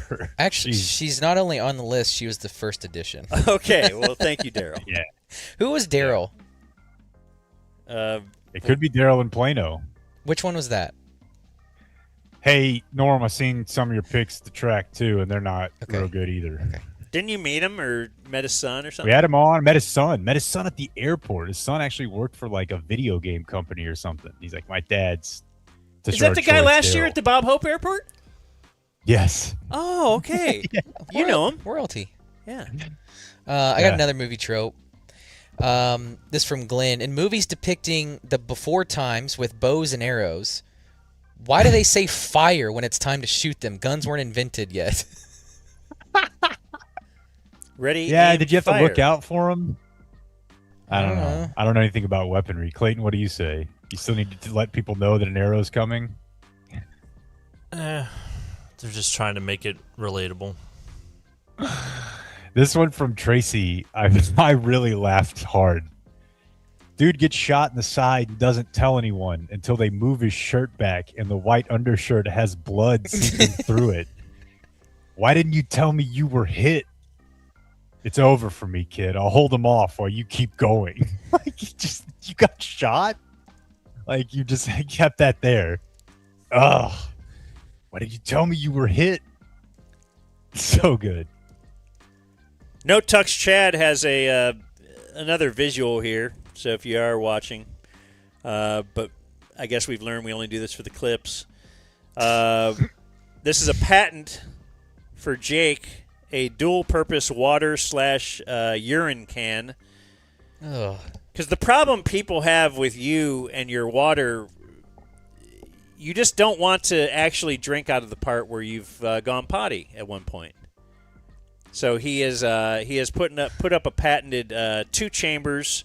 A lower chamber holds the water as you drink it. The upper chamber will become bigger, and then you can. I guess that doesn't solve the problem of actually drinking out of the thing. Anyway, no Tux Chad if it were sent a hard that. cap, it would. I'll be your day one yeah. beta tester here, just like NCAA football that just came out. That's not enough urine in there. Yeah, the ratio's off. Well, and see, that's the thing, is that this guy's not a real pisser. And that's okay. He didn't, you gotta it takes all types to do design. But if you are, you have so much more piss in you than you think. It's so much. Mean, it's like if you were to take a dump on the ground, you'd look at it and be like, Jesus, that's terrible. I've got a words Dan has ruined. Synced up. This from Dungy. I can't hear without thinking of too many females on a submarine threatening World War III once a month. When Dan says synced up. Hey, let's sync up after this call. Okay, well, I hate to spoil it for everyone, but there's 2 meanings to our friend's sync up comedy. And I only have to do this because he was the first person I ever heard invoke the idea of timing up your end of your jerk off with the male in the video you're watching's. Oh, I didn't know that. It's, yeah. Disgusting. Yeah. It's so gross. Give it a shot. Give it a shot this weekend. You'll like it. As it were. Every single time I plug my phone in and Apple asks me, I'm like, fuck, it's gross. So just imagine him. I don't like it. I did not know that. Multiple ways. Yep. Even more ruined. I've got anchor word from Drop Beth. This is not. You should know. Right, who had the person with the biggest problem with this list.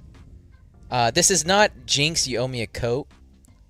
It's Jinx, as in hijinks.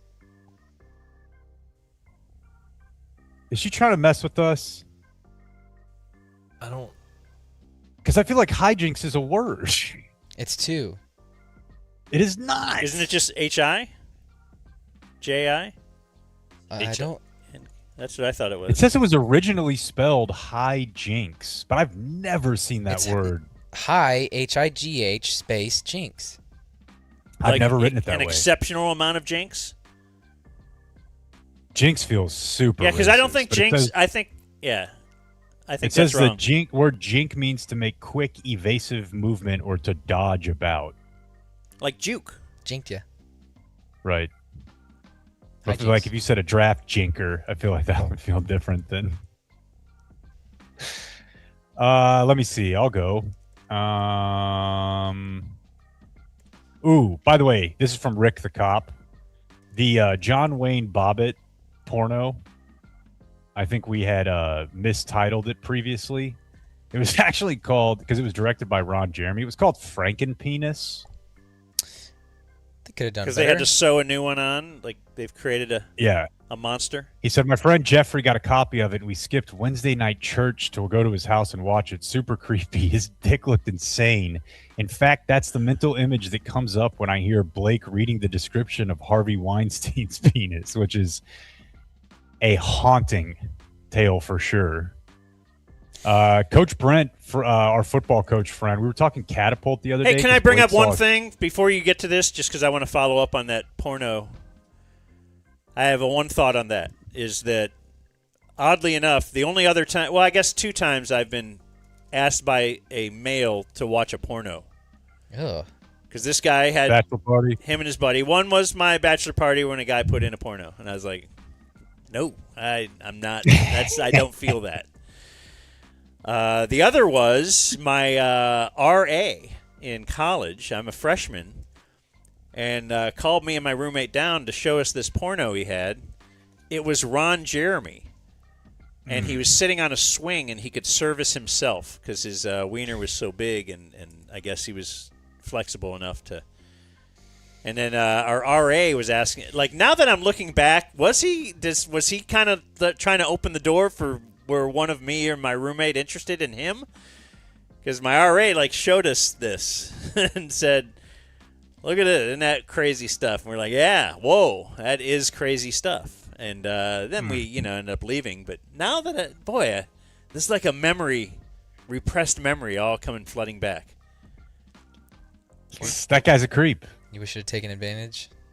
Yeah, I could have scored. Go ahead, Jake. Sorry. Well, Brent just told us Blake saw a 6-year-old wearing a catapult strap at a soccer game the other day, or a basketball game, which is like a data biometric sports performance tracking thing. Brent says he's a high school coach. They use him for 40 times, which I guess, right? Yeah. Not going to help me out at all, as I'm hoping, we can cheat that thing by a tenth or two. I always wondered how much of that is natural. Like how much? Well, as a slow guy, 40. Just like how 99% natural. Okay, yeah, because like it's so. I was hard, just dude. slow when I was young, and then there's just no getting around that. You can You lose may be able weight, to you can unlock get some of stronger, it. you can do a lot, you can change a lot in your life, but Can't coach, teach speed. Our buddy Tim in Roatan, Honduras. You may remember he was shot in a robbery, but we were talking about Botched. like why don't they have beef, Dave, in like brisket? Why don't they have better options in other places like American food? Why would it would just kill in other places? He said, some of this is obvious. He lives in Honduras. He said tourism has created a demand for beef, but these people have gone their whole life without having cattle. Younger generations. that's of interesting Hondurans to and me, Islanders- though. Even when you say tourism has created the demand, so I'm on vacation. I'm going to this land to see how do they live, and Right. I'm in this land seeing how you eat rice, you eat wait, where's my burger? I want a burger. So then they're brisket. going to bring in. That's silly to me.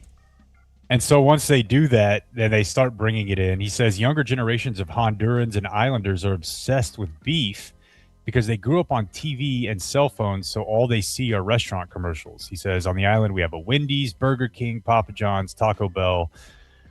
They have all their brisket. He runs a restaurant in Roatan, Honduras. And this is, he says, why it's worked. He says it's super popular because we're doing what you guys are talking about. We went to a country that isn't about cow, and we do cow. And people love it. Dan perked up when you said Taco Bell. Mm-hmm. I did indeed. Boy. They're about to get a He might run. I was going to say, you get the punch Buy card this stock week. now. I have a couple of gummy thoughts, and these gummy thoughts are brought to us by Early Bird CBD.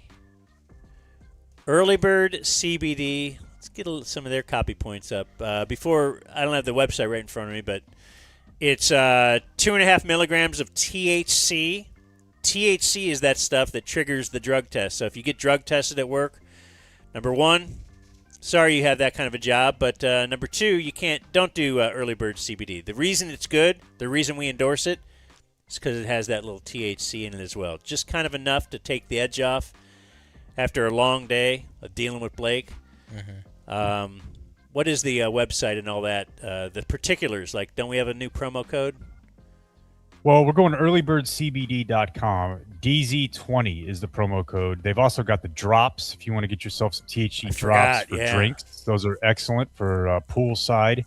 And some of the laws, they've changed. They continue to change. But Early Bird, you're good.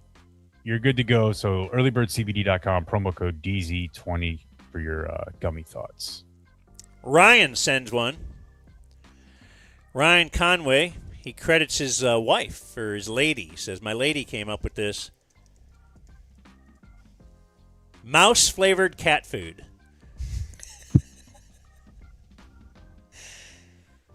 Okay.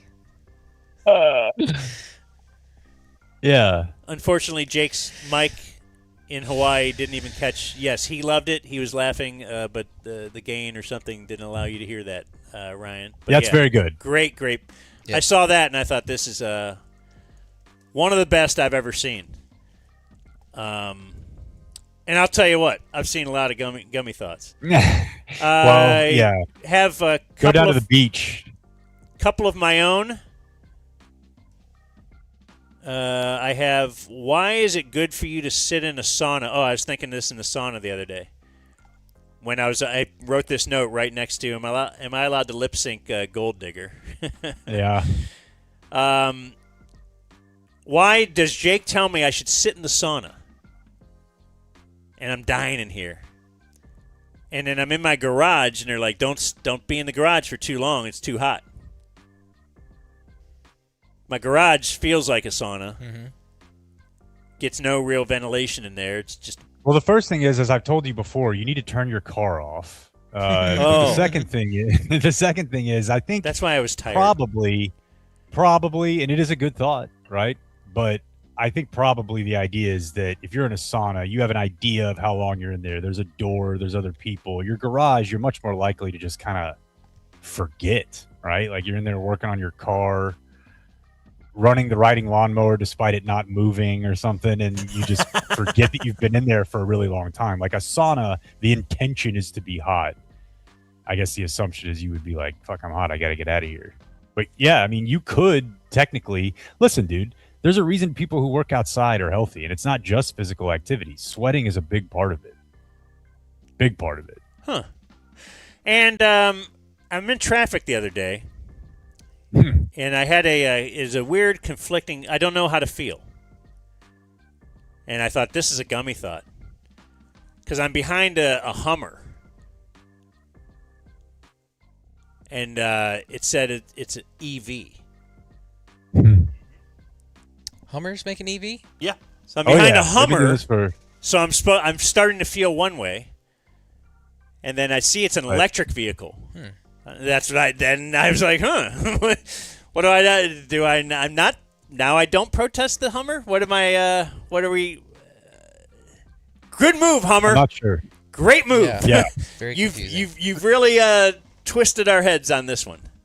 Like, was there some V for Vendetta mask Guy Fawkes mask guy walking up with a Molotov cocktail? He's like, this thing is quiet, suspiciously quiet. Wait, like it's an EV. Yeah. And they just tuck tail and run home.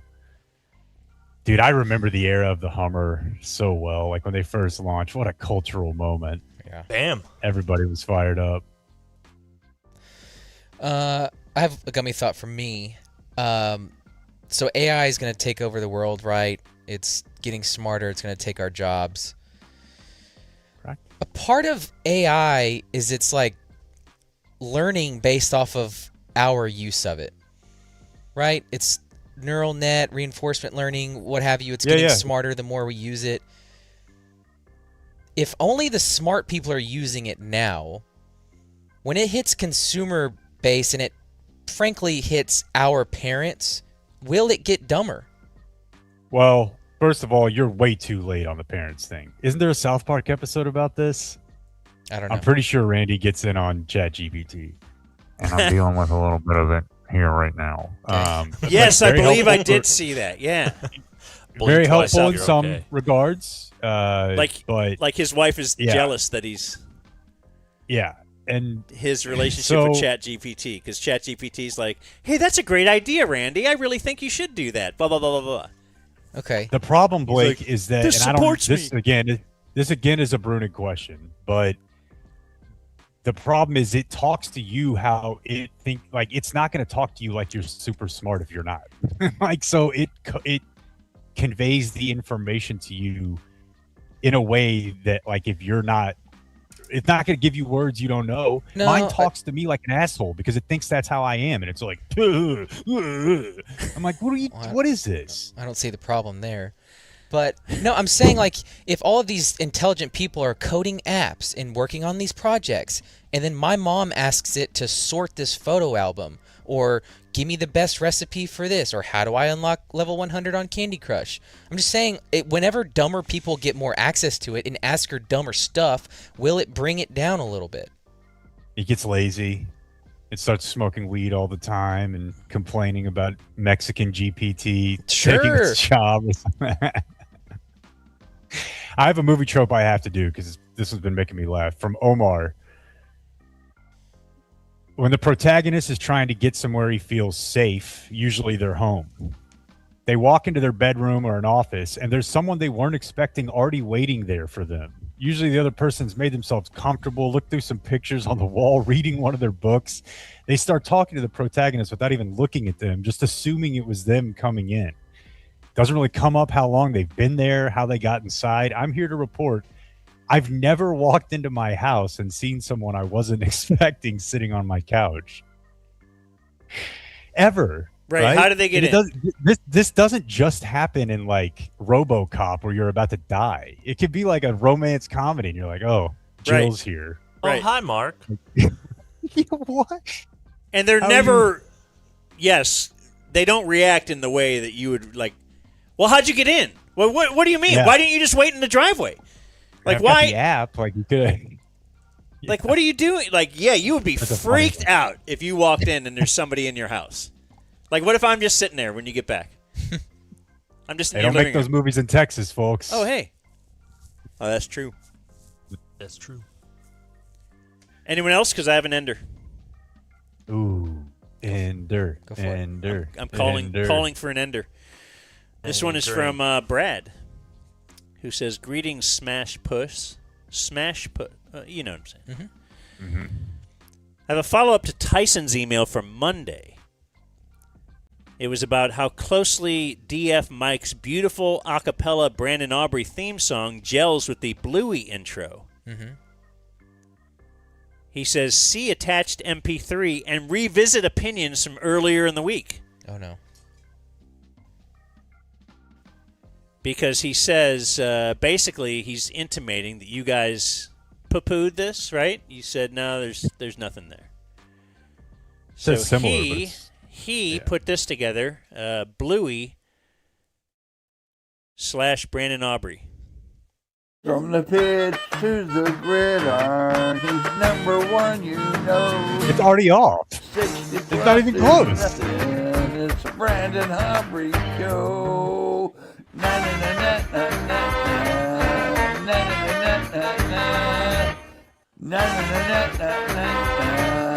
Brandon Aubrey show. Na na na na na. Get out. Na na na na na. Get sick. Na na na na na na. Brandon Aubrey show. Na na na na na. Yeah, it's my opinion changes zero. I would stop emailing if I were this guy because at some point it's just going to become obvious you don't. Have you ever heard a song? Yeah, sometimes on the fourth beat it drops out. Up for the next measure it's on just the first a common beat. Have you ever timing. written a song? It's just a common timing. Yes. You're right. Hey, it I is feel like similar, these are but it's both in similar to a lot of 4/4. songs. These are both in 4/4. Yeah, it's okay. I appreciate the email. I'm sorry about Jake. I thought it was great. But Blake, you still think he's wrong. I do, but I'm not going to be an asshole. We could literally find 200 more songs. Oh, with yes. that sort All right. of rhythm arrangement. Thank you for your email. I thought it was a capital email. I thought it was wonderful.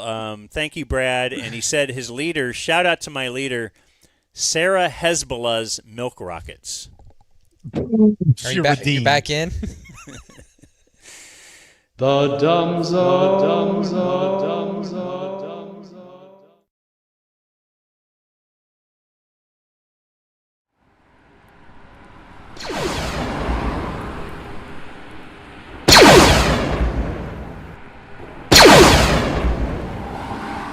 Hey! Whatever happens, we have to protect you.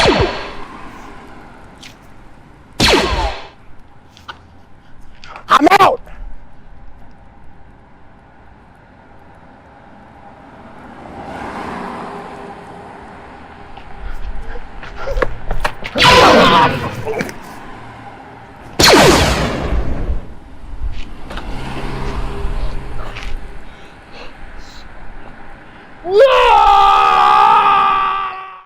But my life, what was it for? What was I supposed to learn?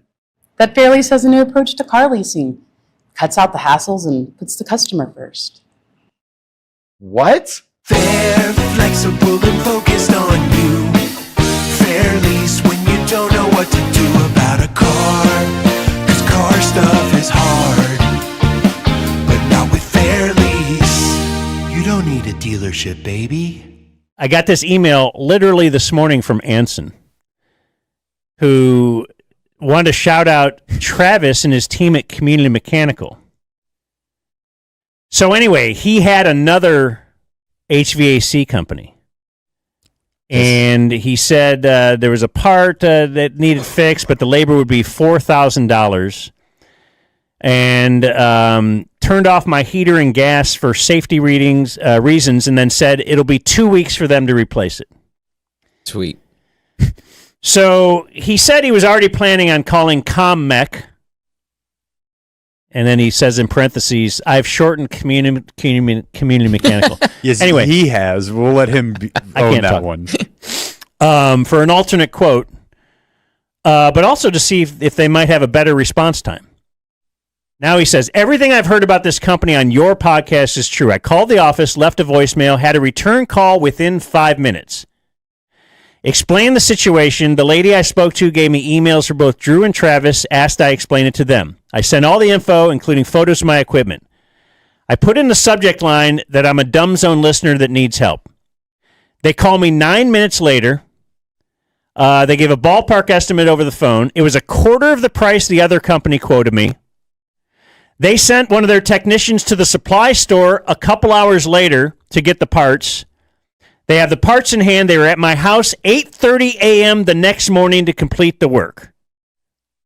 And really, he goes on, there's a lot longer thing where they also discovered like a gas leak that was in his, because his wife had smelled. Anyway, he says they're the real deal.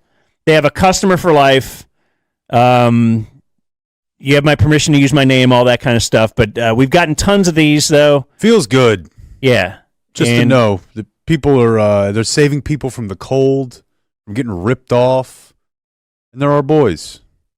Hi, Rick Renner for Flooring Direct. Back in my TV days, I used to think negative publicity was better than no publicity at all. That's not the case at Flooring Direct. We thrive on reviews. A 4.7 Google star rating, top of Home Advisor and Best Picks. I won 13 of these babies in TV, but there's nothing comparing to the Super Service Award on Angie's List for 2 decades running and still champion. Get your free estimate today.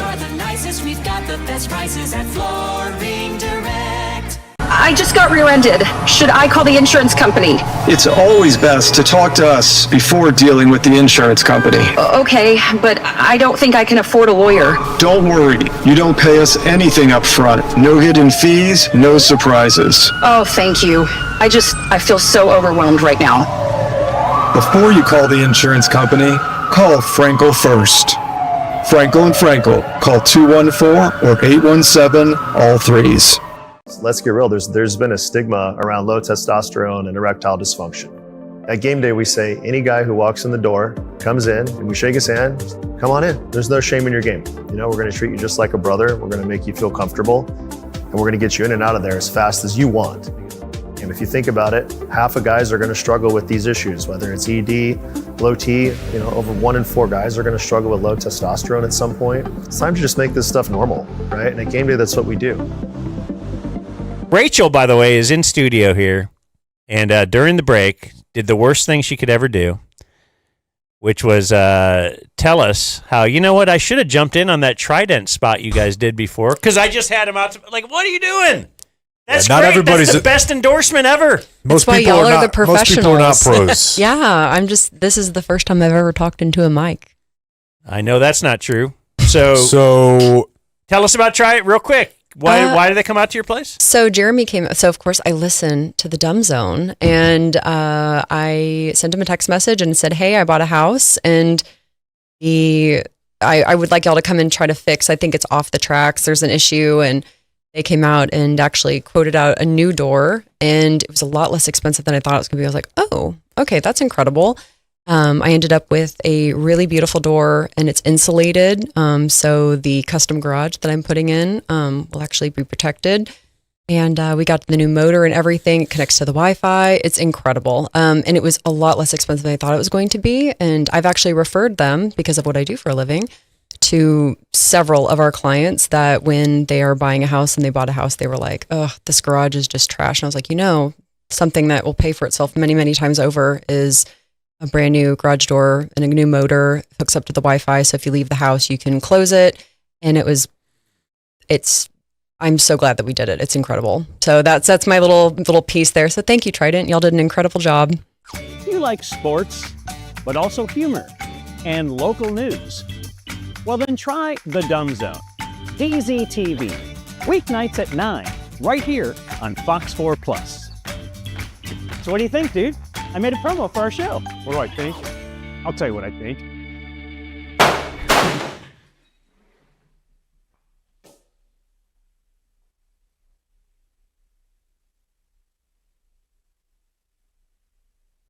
So we put together a little montage of just best segments of the week. You didn't have time to listen this week, but here you can get a couple of hours of just the top segments. Yep. And then you want it to, like, whatever the weekend wrap, but it's supposed to reflect. This is our show. It's an extension of our show, so it will be like our show. That's the theory, right? Yeah. I went back to the February 14th weekend wrap up. And let's see what Henry had to say. Intern Henry. Yeah, motherfuckers, I'm spending Valentine's Day with the DZ fam. Which means I would say love is in the air, but that would probably make me gay unless there's a dirty blonde with a fat ass that listens. What is he doing? What is he doing? Crushing. That's no, what he's doing. not. He's crushing. He is defaming our product. No puppet. In the dumb zone, in the dumb zone, in the zone, in the dumb zone, in the dumb zone, in the zone, in the dumb zone, in the dumb zone, in the zone, in the dumb zone, in the dumb zone, in the zone, in the dumb zone, in the dumb zone, in the zone, in the dumb zone, in the dumb zone, in the zone, in the dumb zone, in the dumb zone, in the zone, in the dumb zone, in the dumb zone, in the zone, in the dumb zone, in the dumb zone, in the dumb zone, in the zone, in the dumb zone, in the dumb zone, in the zone, in the dumb zone, in the dumb zone, in the zone, in the dumb zone, in the dumb zone, in the zone, in the dumb zone, in the dumb zone, in the zone, in the dumb zone. No puppet, no puppet, no puppet, no puppet, no puppet, no puppet, no puppet, no puppet, no puppet, no puppet, no puppet.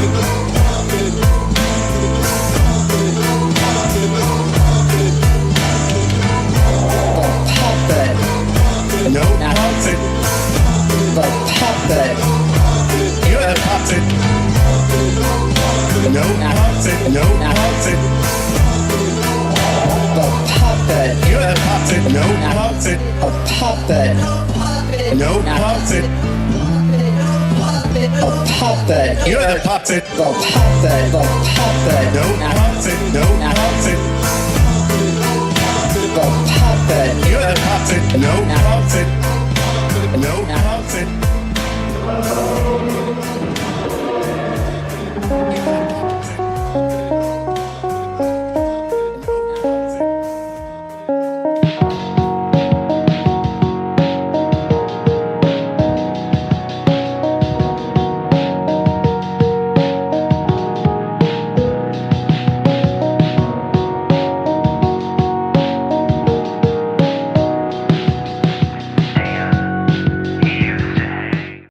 The Dumb Zone. Why didn't we talk about our golf trip that's coming? The golf trip, yes, yes, All right, yes. listen, fellas. Yes. I am terribly, terribly sorry. I can't go. You can't go? You're kidding. You kicked off the whole thing. I know I did. I thought Susie was going to leave town. She has decided to stay home. What happened? I was too happy at the airport drop-off. Oh, my God. Are you serious? I was bouncy. I was dancing. No. You got to contain yourself at the drop-off. Of course you're happy. Every husband Couldn't is contain thrilled to myself. drop their wife off at the airport, but you got to contain it. And you celebrated the car on the It's way home. Susie. I couldn't contain it. What are you going to do? Huh? You f***ed up. I f***ed up. I'm so sorry.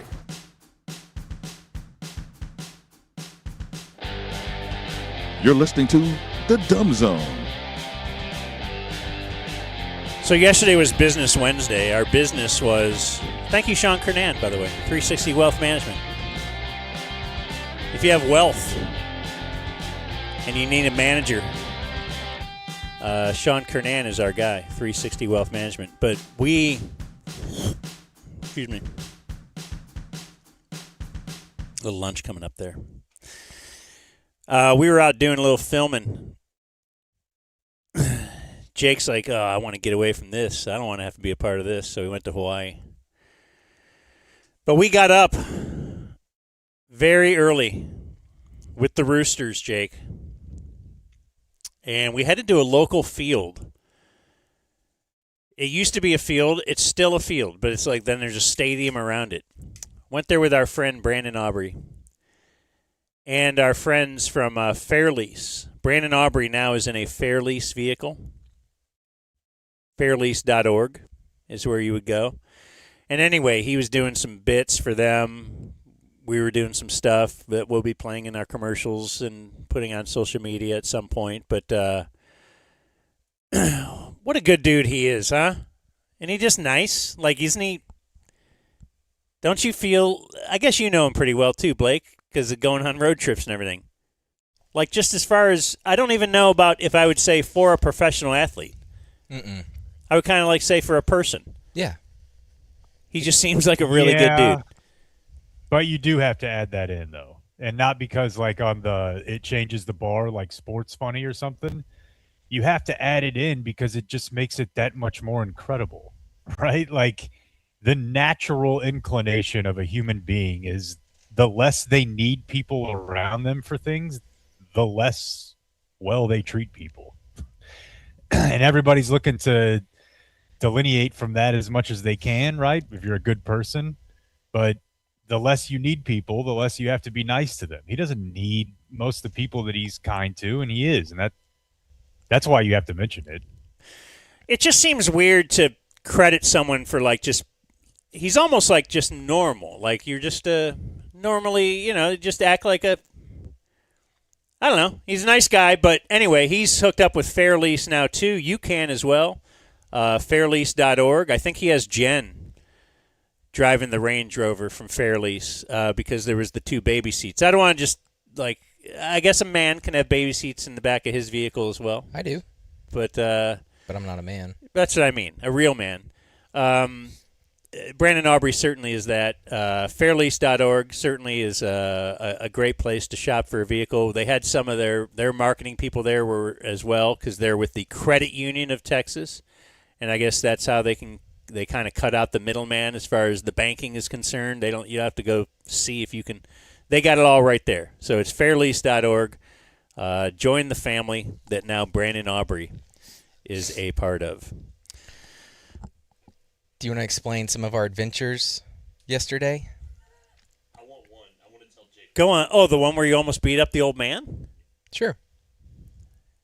I feel like Jake. Blake is maybe because Jake's out of town, and Jake is he's now a grounded guy. He's like, you know what? Let's just let things roll off our back. Let's just understand the bigger picture of life. Blake's been tense. Yeah. I know. He's got a lot on his plate. Well, okay, so here's the thing. First, listen, it has to be bad if you're seeing Henry around again. Yeah. Okay, first, I was explaining to Dan how, Jake, some of our clips get into parts of the internet where we don't belong. Okay? Our stuff doesn't need to end up in soccer Twitter or Instagram. They're not going to like us, and they're going to let us know about it. It breaks containment. And in our case, it's even worse because we're from The Ticket, which, while extremely popular, the best sports talk radio station ever, it's so weird how it existed without, like, it was before things were national. So, like, we had our own shit, like, before everyone else. It's hard to explain, but we're like, it's odd because most of our social media followings are comprised of people who know us from this one thing. So it's when we break contain, it's always weird, right? It's like why the Soroy Twitch raids work is when they're having some e-girl be like, what about eggs? It's funny. Right. Well, we broke contain not only for our depths in America, but we hit the Belgium algorithm because we put out the clip of the Belgium coach equating the rescindment of the red card to April Fool's. And how we thought, wow, April Fool's Day is a worldwide thing, I guess. That was the point of the clip. What the people from Belgium had a problem with was Dan saying, I don't know which language they speak. That was a great question. To one, I'm with Dan. Before that, I did not know. None of us knew. No. Did you, Jake? I would assume that there's something called Belgish? Belgian, and if it's not Belgian, German. All right. Yeah. We're not But the I don't only know ones. that for sure. Okay. This post Belgian is is kind of a chalk. Like, that's easy, right? I mean, it's not like I knew shit. I just said, but so is that what it is? French. I've come to learn from rude Belgian people.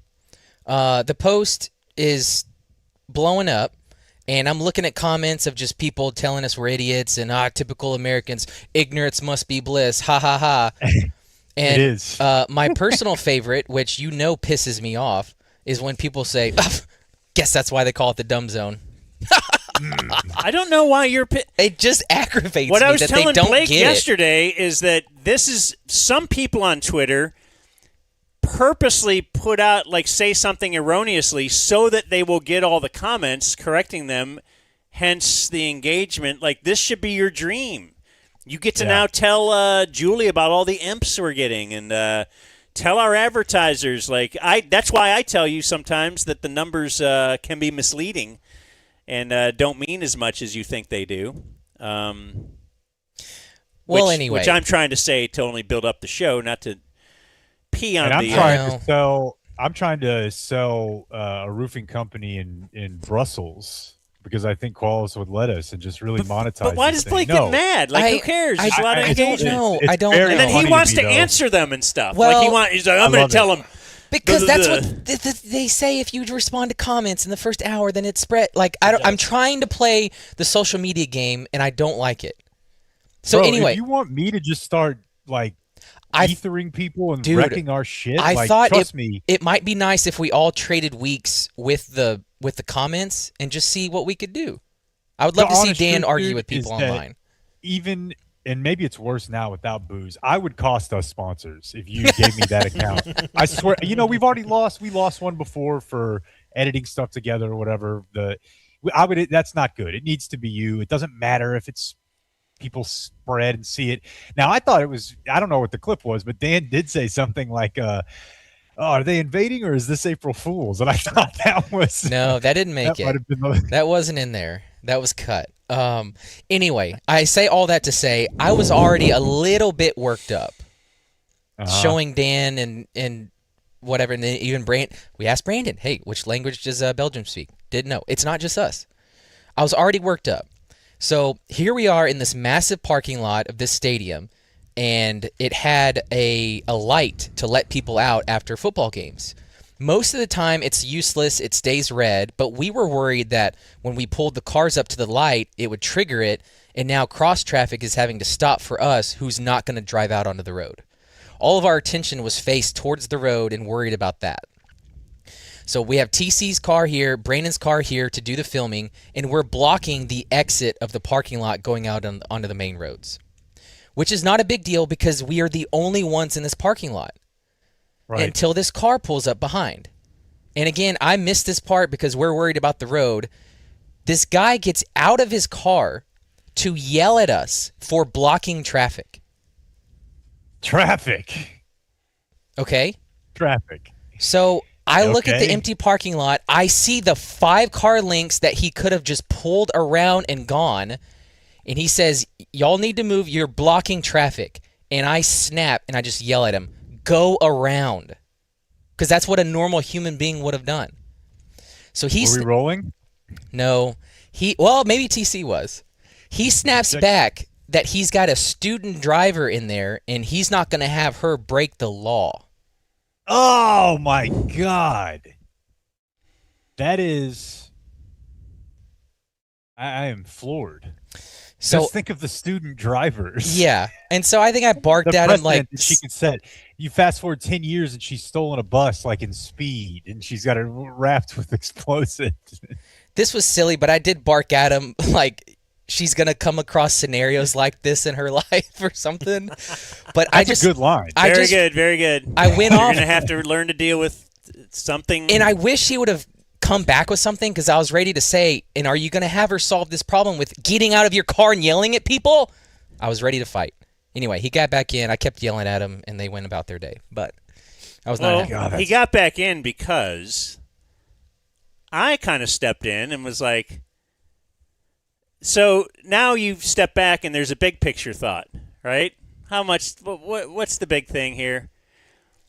I had talked to a lot of people trying to secure a field, dude. I know that you do a lot without telling me, and I appreciate that. And I know that you think I don't do anything. That's not true. But I'm just glad this works over there too. But it was a while to finally got a guy, and he agreed. Like, to find a local football field, and the athletic director to agree that we could drive a fair lease vehicle onto that field. It's not as easy as you might think. Even when you're using a pretty famous person's name behind you, which I was liberally. You think I was saying it's the dumb zone that wants to use this field? No. So, and I know he let us use that. That's the park. That's where their offices are. Here's a guy who clearly works for the school district. He's, I think, do drivers ed in school anymore, or is it just out of school? Well, yeah. My kid took it out, like at the Grapevine. It doesn't have to be a teacher. It's contract work, and a lot of times the teachers pick it up. Anyway, I just thought, you know what would also be really easy for who was Parker. Parker. Parker had his car. Parker, TC's buddy, was part of this bit, and all Parker had to do is like move, they go, and then Parker can get back. It wasn't going to take more than 2 seconds. You know, it would also take 2 seconds for the kid to get around, but both people. This is kind of if you're in a staring contest about a last $500 on a contract demand. Like, are you telling me you can't afford that? Are you telling me you can't afford it? Okay, we can all take the 20 seconds here.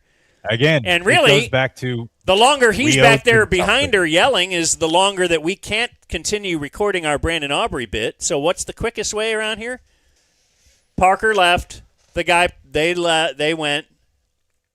And, and then as the guy's driving by, his window's closed, but we got this guy over here like, you happy now, bro? Okay. Are you good? Yeah.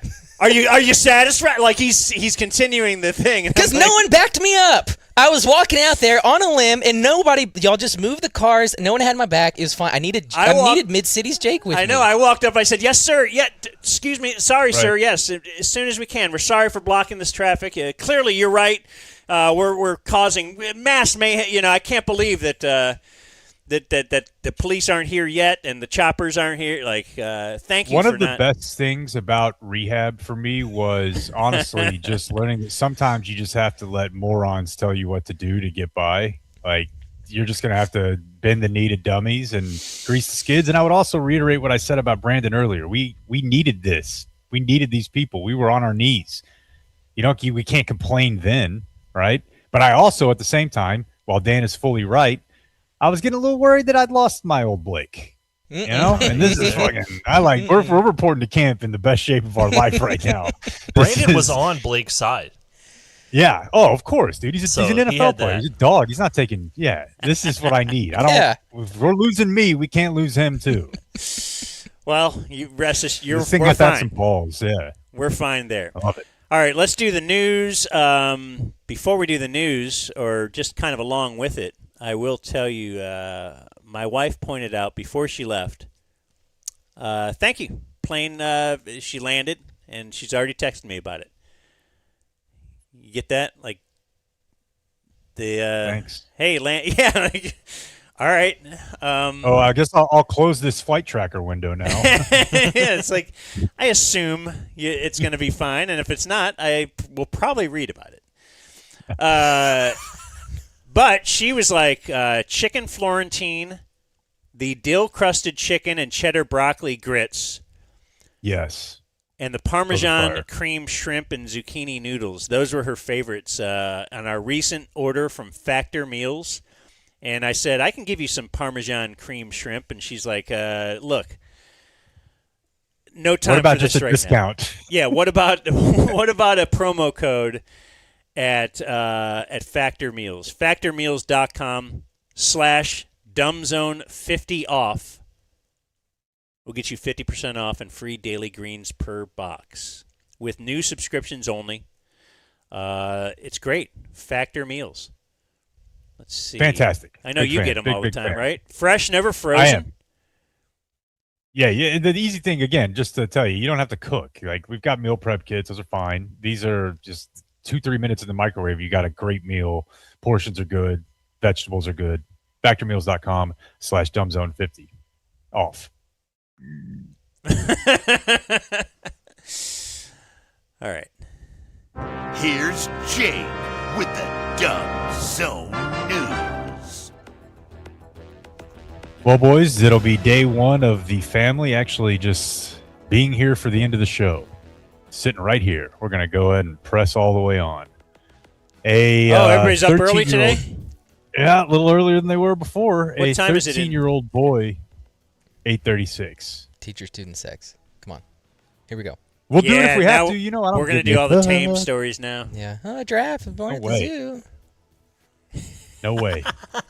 But we'll start with this one, though. Although the age is not included in this story, I swear I saw 13 in another write-up on this. But a child in Houston was struck by lightning. Lived. Okay? Now, what was this child doing? Well, he was not even outside. He was inside. Blake, he was playing video games on his computer. What? Gotta have a surge protector. Through the the wires. The bolt hit a nearby tree, traveled into the house directly into the teen's abdomen through a metal part of his desk that was touching his skin. So one of probably his nice high-tech gaming desks. Little fatty. Little stand-up desk. You said it. Little gut hanging over the desk because he sits there playing video games all day. Yeah.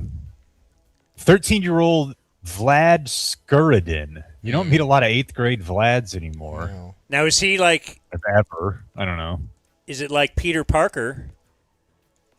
Wasn't he like radioactive, but he was also touching a spider and he became Spider-Man? Is he like awesome at video games now? Like, can he pick Or up at any... assembling furniture. That would be less cool, I guess. Yeah, like desks. That's what you mean? Yeah. We definitely knew this was coming. Economists are saying that the economic impact of the World Cup in DFW in Houston is coming up a little short. What was the initial value? Like No $1 way. billion? Oh no, it was up at like close to 3, and they say it'll be between 1.5 and 2 in both regions, and that it was expected to be almost double that in both. But what the people who got it done or pushed to get it here tout is that, yeah, but look, all these other things got finished because it was coming. So that's kind of like when you do the tax abatement thing. You're like, yeah, but you're like, well, I don't know that we had to do that for that to happen. They're like, yeah, but we did, and it did.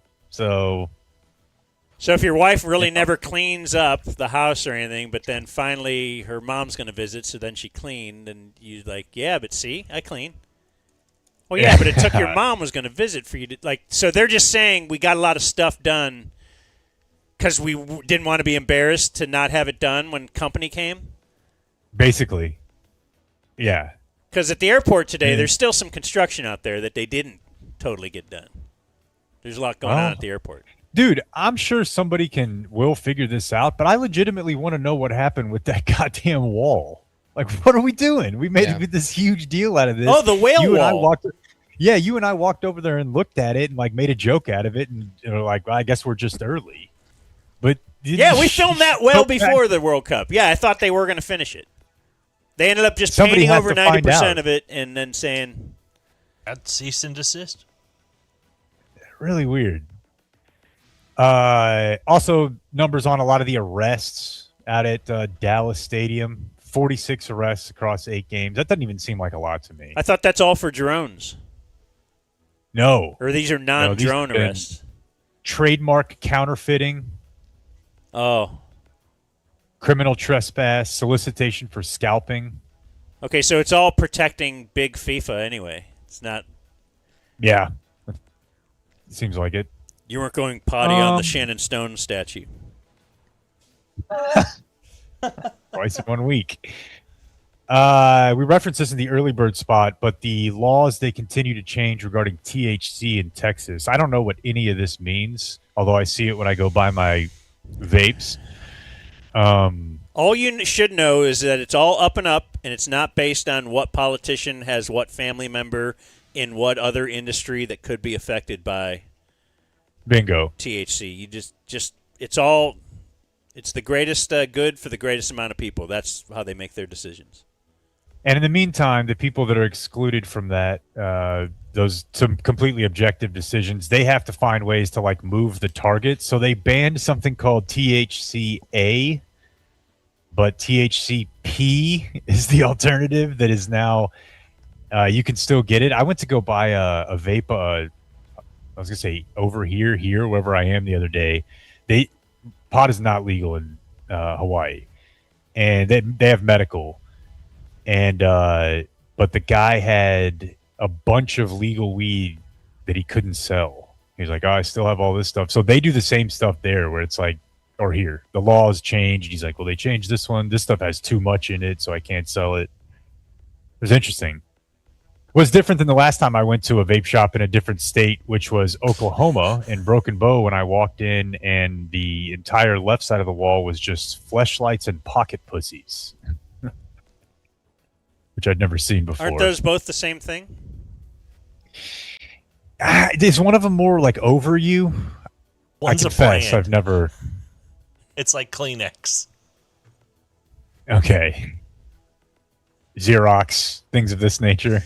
So when he said, I can't sell these, did you say, well, can you give them away? And can I drop this $20 bill on the floor? And oh my gosh, didn't. No, I probably, I'm fine. I'm fine.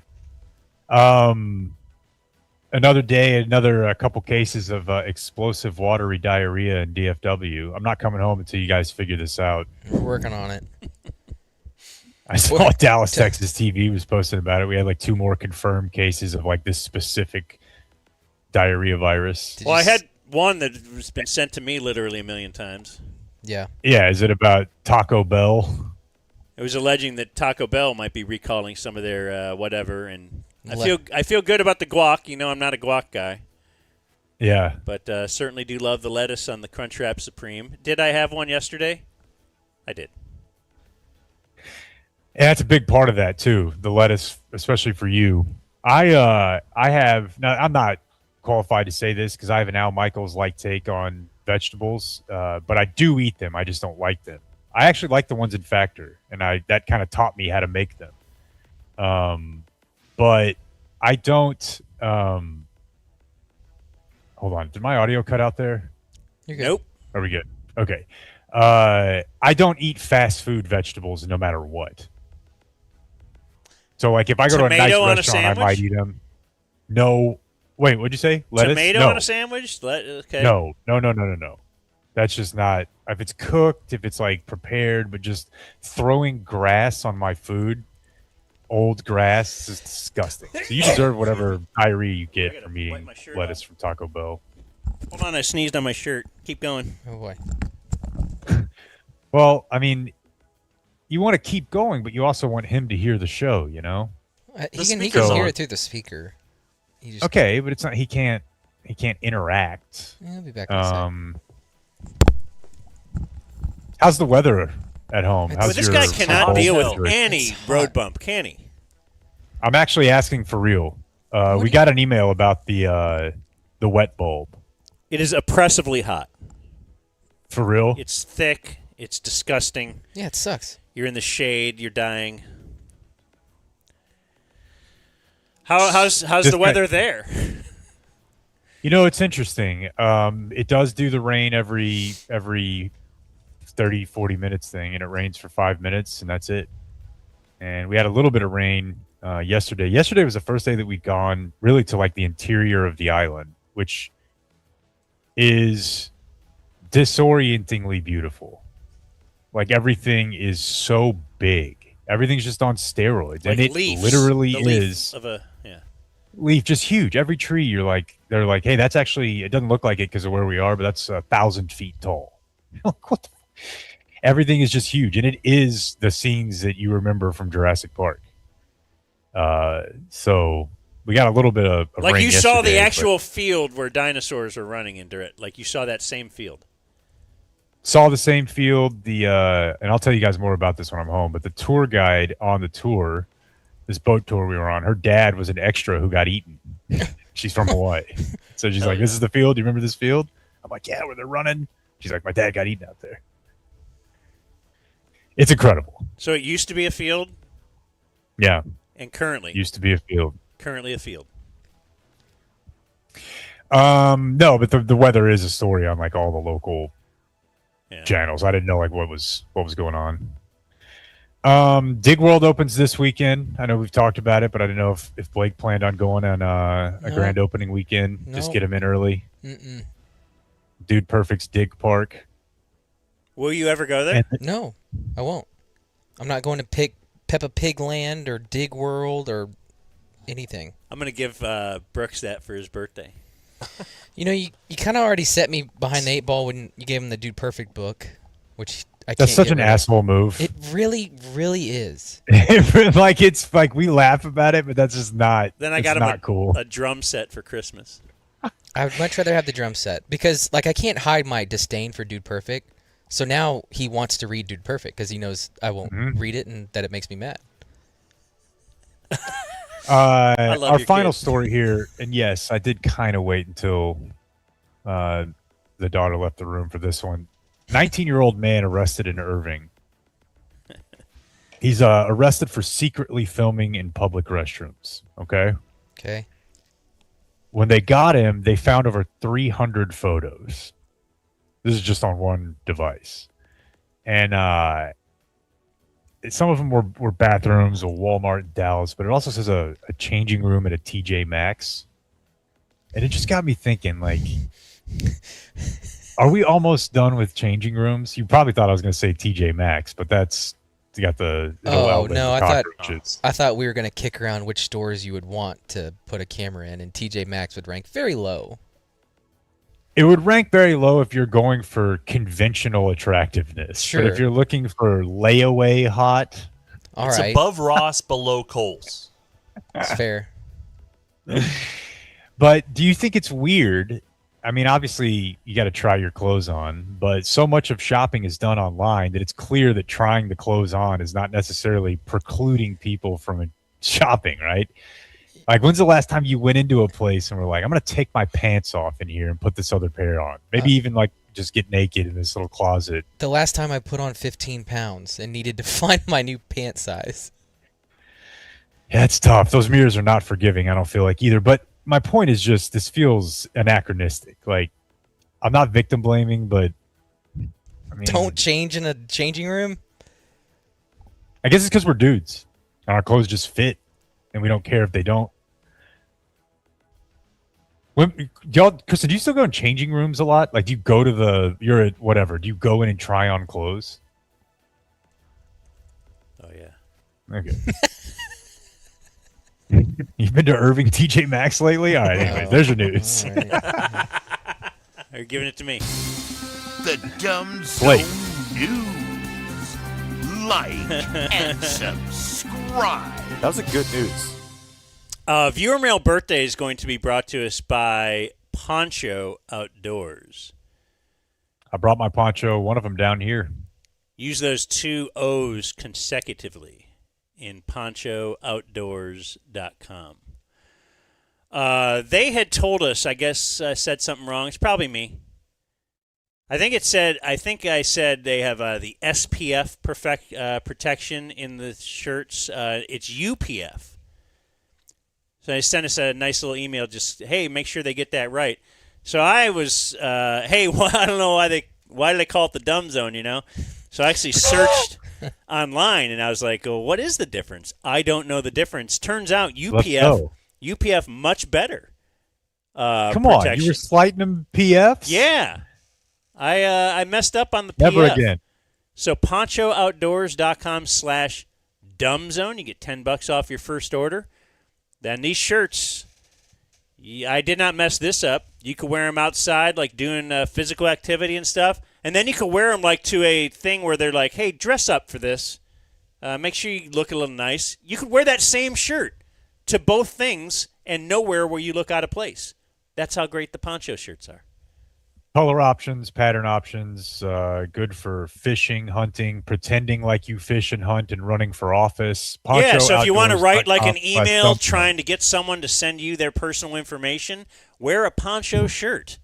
Right, I'm with Texas Wildlife. PonchoOutdoors.com/dumbzone. Get a closet full like me. PonchoOutdoors.com/dumbzone. All right, viewer mail birthdays. Happy birthday. Thank you. Let me make sure none rolled in during the program, because I certainly would hate to miss those. Oh, they did. All right, well, let's hit them up. We have Dear Uncle Hottie, my husband Andy. Wish him a happy Dirk birthday. He is a great dude and has an above-average knowledge of world geography. His leaders are Dr. Cal Vorkian, Julie Dobler Radar, and closeted musculoskeletal Blake. For his birthday, he wants Dan to share the remaining pages of his Costco notes that Jake and Blake were too scared to let him read. Punt on 4th and inches. This is from Shannon, a lady named Shannon. P.S. Y'all recently mentioned that you believe you have an audience of above average height.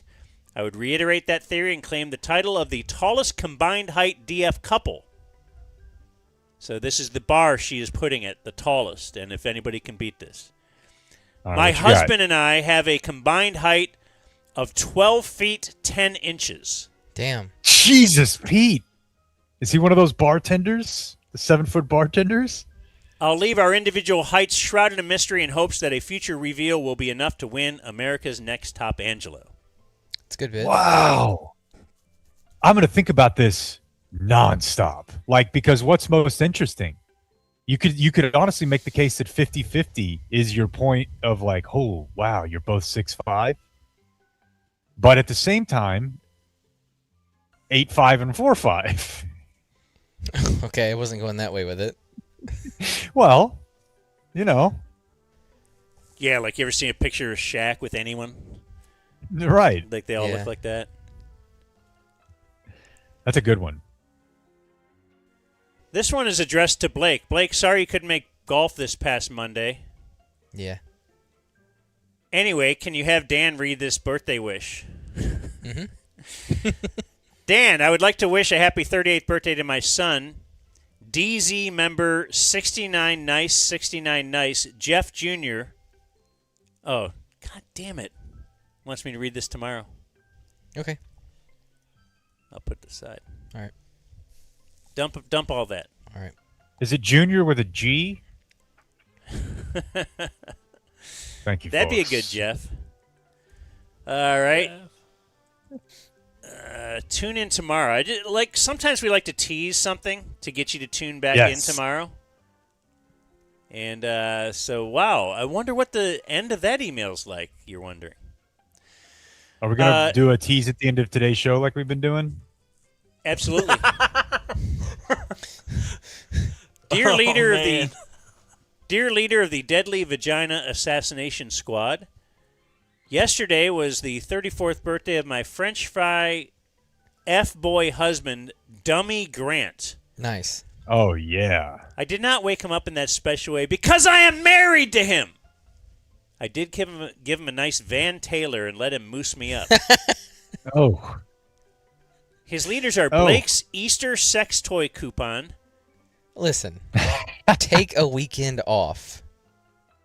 Cray Trays and Homelander's shared breastfeeding YouTube playlist. And Soroy's au pair. Still just the right amount of Ryan from Asta, which is pasta without the P. P.S. Would love to hear Blake's thoughts on NCAA 27 and the microtransactions. Rewind. We're so in the pocket. Serving needs. Dear Uncle Gash Money Millionaire, I'd like to wish my buddy That's great. Andy a happy birthday. His leaders are Freddie Adu, Mayor Greg Ostertag, David Doyle, Brian Boddicker. And my leader is Michael Gallup's bounce back year. Yeah,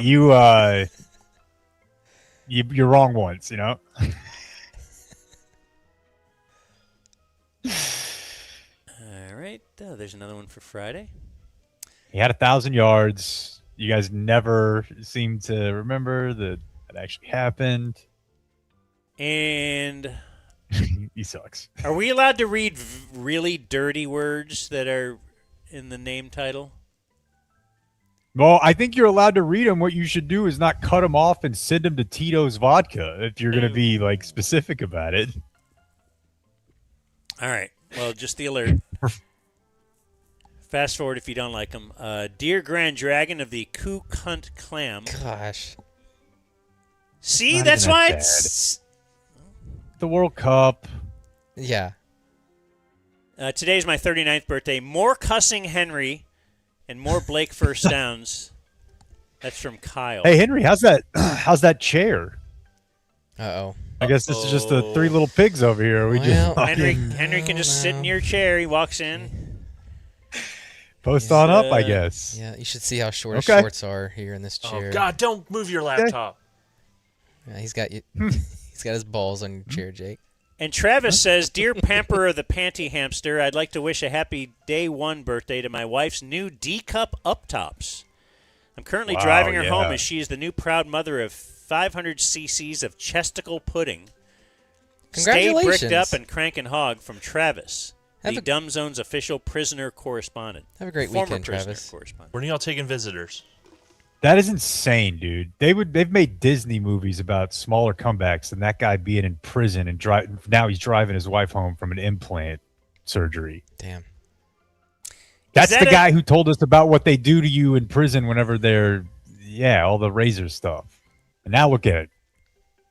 I feel like I'll see things I had ideas for and then like someone else got famous on them, like, YouTube.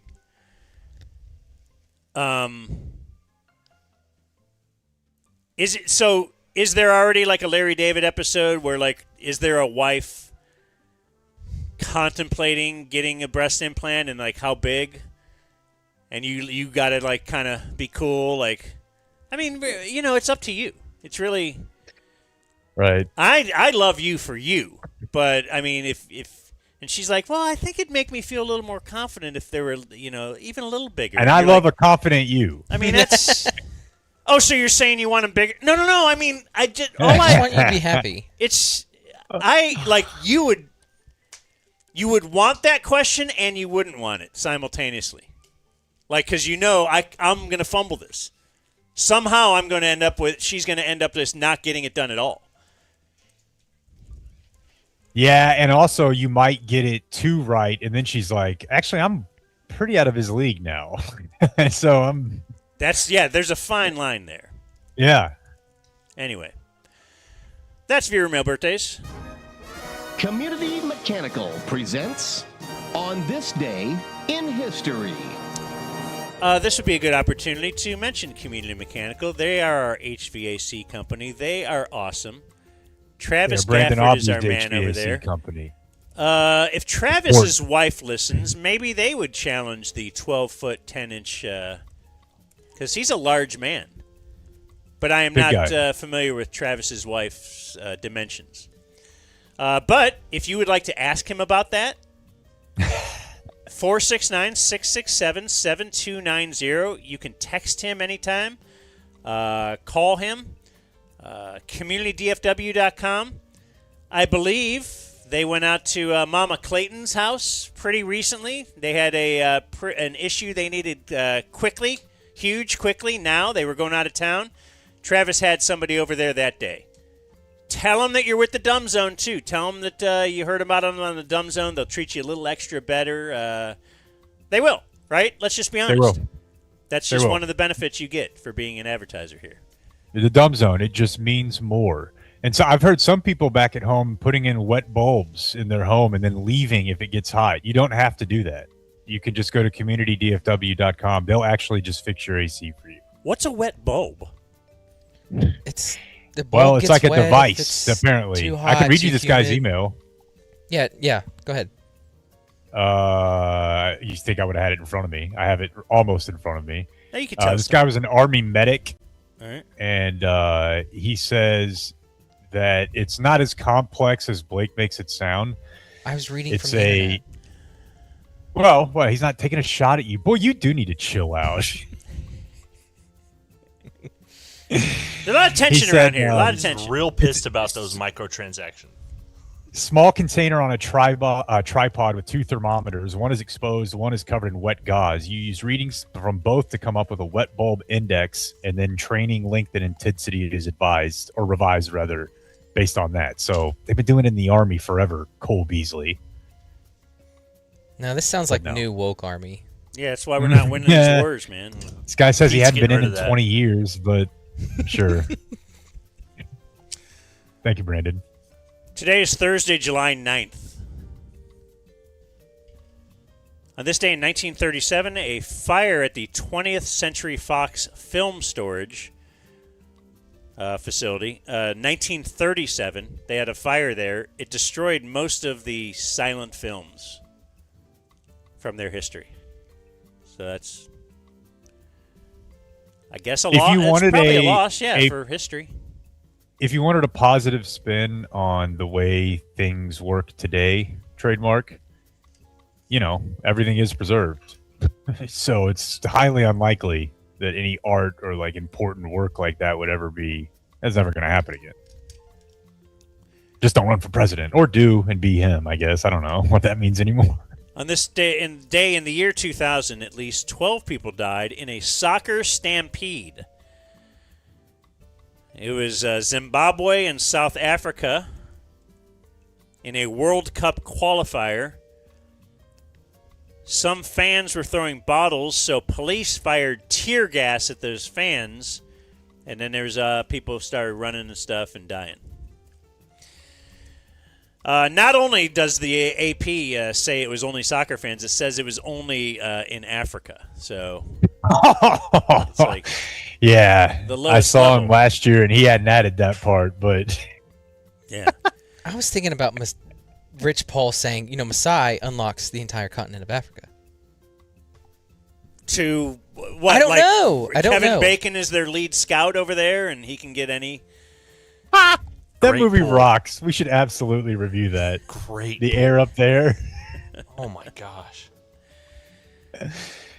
On this day in the year 2002, it was the day of the Major League Baseball All-Star Game. It ends in a tie, 7-7 after 11 innings. Commissioner Bud Selig, who has a statue, ended up calling the game over after both teams' managers told him they had run out of players. And he said, okay, well, here, hand them these purses, and we'll just be done. Because back in my day, can you imagine Warren Spahn saying, oh, no, I can only go one inning. One inning, Skip. Got some important games in the second half of the season. What year was this? 2002. Okay, so, that's long enough ago now to where it's like, this has been going on forever. By the way, I have a little bit of NCAA news. This is interesting. Dante Moore, who is the quarterback at Oregon, has posted that he's opting out of the game if they're going to have microtransactions. Like, so players can just be like, nah, take me out of the game. Hashtag, what is it? CFP don't play? Yeah. Play don't play. So what if the players when you say go out, you can do like something and you can have Barry Sanders on your team? Yeah. Jake said something very quickly, but I want to follow up on it. Do you remember what you said? No. It was gold. It was O.J. Simpson. Can you add O.J. Simpson to your team? Can you? No, I doubt it. All proceeds go to the Goldman family. I'll bet USC era O.J. Simpson would kick ass. Right. They don't have to give him a knife or anything. You know, he could just play football. On this day in the year 2005, after 11 years, Coors Field finally has a 1-0 game. Oh, wow. It took 11 years for there to be a 1-0 game. What if there was weather? 847 regular season games. That is the longest time ever needed for any big league ballpark to have their first ever 1-0 game. We remember this day in 2010 when the Rangers traded for pitcher Cliff Lee. Who was the main guy they traded away? Justin Smoke. Oh. Yep. Ah, dang. What'd you think? I thought that they had traded a catch, Jorge Alfaro, but that might have been... Those Phillies? Yeah, and I know Cliff Lee was, Phillies at one point, so I think I run those together. And do you like WHLs in Today in History? Yeah. 2018, Starbucks announced they would eliminate plastic straws from all their locations within 2 years, citing environmental threats to oceans. Did it turn out to kind of be bullshit? I think like so. They're not even that helpful, or it is a it? WHL, but it's also it's after HL, so. I know, but that all was brewing. Yeah. I hate those with the intensity of the sun, dude. I don't care. You bring me a duck and I'll shove this straw down its throat. I don't care. I'm not drinking out of wood. Those paper straws are atrocious. Yeah, peasant behavior. Today is July 9th, this day in Dumb Zone history. On this day in 2024, Dan was efforting to find the Bobby Althoff leaked sex video. God, you should apologize to your maker for that. That's horrible. She gives me the creeps. Yeah. In 2021, Dan said he may have to spend his weekend doing his laundry at the laundromat. I'm assuming this is when Trey broke your washer and dryer. It must be, yeah. Summer, we got back, and yeah, I remember the behind Main Street there in Grapevine. I went. Yeah, and maybe this crosses over with some of his global romantic interests, but I remember him becoming quite fond of the clientele at the laundromat. Oh yeah, I don't think I was going to.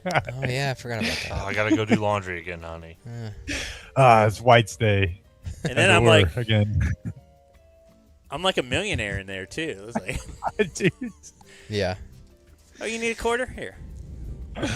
I got you. The king has arrived. I got a whole thing of detergent. Yeah. In 2020, I wonder if they ever wonder what happened to you. Yeah, he's probably movie star just stopping through. They got their show right now. They're going over the same thing. You remember this? The laundromat. Spin zone. In 2020, Spin zone is great. The spin zone. All right, we got the bum zone, the spin zone. Get All Brent. right, 2020. Get Brent to work. I think we were coming off of the high of. Do you remember Soroy and Corby had a bench press bet that was done in Miami? Yeah, it was electric. I think the bet was Soroy bet Corby that he couldn't do 10 reps at 135. Your basic plate and plate, right? Yeah, and Corby nailed it. Well, today spawned another bet. Do you remember when Killer raced Corby's kid in the plaza? Also a great bit.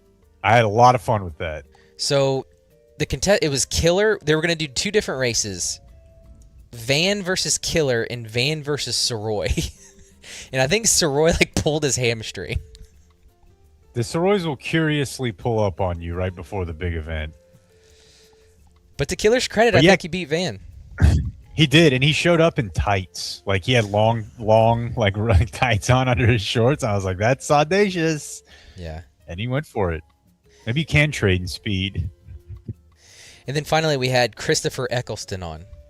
From The Leftovers? Yeah. The priest? Yeah. Incredible actor, incredible creep.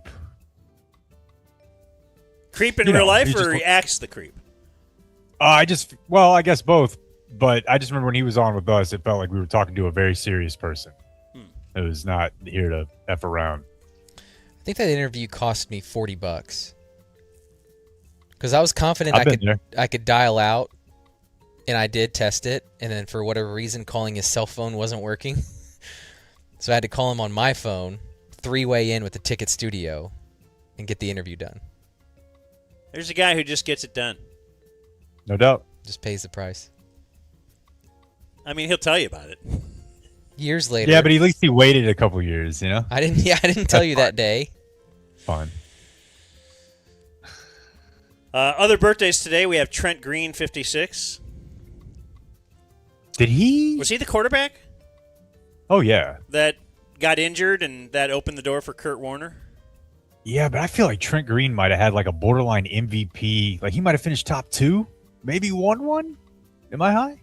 I don't think he was ever the MVP, but I think you're high in that regard. 2-time Pro Bowl. Yeah, I guess not. Yeah, I just thought he had. It was in Kansas City. He had a 4,600-yard season in 2004. Okay, that's an anomaly in 2004. That's insane. Yeah. Yeah, he led the league that year. I just remember there was one year where he was airing at the F out. More spare QBs on this day. Kelly Holcomb, 53. He's on the Browns list, right? Probably. Damon Heward is 53. Brett Rippon, certainly on the Browns list, 30. Our War Games winner is Willie Wilson. He's 71 with a 46.2 WAR. Actor Chris Cooper is 75 from American Beauty. Jake, John Tesh is 74. Kevin O'Leary is 72. He is Mr. Wonderful on Shark Tank. That guy sucks, but maybe he does it for entertainment.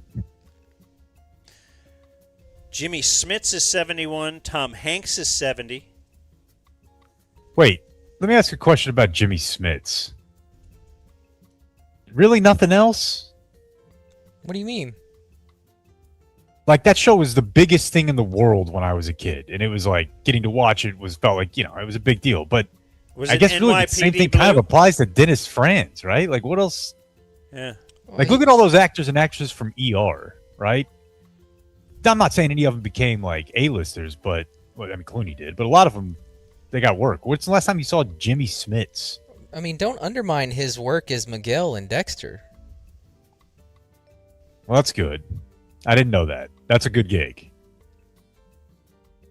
I just haven't seen him in a while. Kelly McGillis is 69. Oof. Of course, she's the lady from the original Top Gun, and people love to put a picture of her today versus a picture of Tom Cruise today and say, wow. Yeah. But I should call my dad. Every year he asks me, you seen her? What I'd like to think about is I always wonder, because I know my limitations. I know I'm an ogre. But I do know sometimes your people that you dreamed of when you were young, they go down and your stock goes up. Is there ever I feel like I'm at the level, I'm maybe even past that level. I can score Kelly McGillis, no? Well past it. Yeah. Well past it. Yeah, maybe for years I've been in this zone. She would show up and see that pool and be like, someone cleaned this, didn't they? And just that alone, probably honestly like a sandwich could get you a leg up. Who loves sandwiches more than me? Pam Adlon is 60. She is the voice of Bobby in King of the Hill. Mitchell Musso is 34. Yes, we know him as Oliver from Hannah Montana. Or Jeremy in Phineas and Ferb. We have Amanda Knox, Jake, is 39. Wow. Falsely She'll tweet convicted on of you. murder in Italy. Yeah. In Italy. Fred Savage is 50 from the Wonder Years. Kind of creeped me out. More of a Ben Savage guy. Music birthdays. Isaac Brock is 49. Modest Mouse. KT. Dan Estrin is Alright. 50. Hooba Stank. Jake. Definitely along the lines of the stuff we've been talking about. Someone hit me with the melody of one of them. And I could get it. I'm trying to remember. What was their big song? Oh, The Reason? The reason is, yeah, that was what I was doing. The reason is you. Oh, yeah. You. Oh, yeah. And the reason is you. How the. Oh, God. That. Found my He starts just screaming, but like the softest whisper scream ever. It's not about that life. That's. Yeah. Okay. Can't Oh get my docked on God. YouTube when you can't understand it. It's true. Yeah, Jake playing audio is going to be great for the not getting YouTube flagged. There you go. Courtney Love is 62. Jack White, 51. We played baseball with him. Yeah. I almost ran him over. Riley Reed is 35. Blake. Feels like porn. Oh. And Henry's nodding his head, so it must be. Was she the... Did they make an AI thing of her? She would be your girlfriend or something? I don't know. Let's. That she made. You're not on. What's that?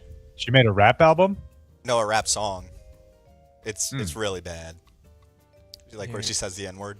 Here, let me pull it up here. Ooh. Ooh, I don't like that. Is this there. it? That's not what I was thinking. Is that it? That's Hooba Stank. Oh.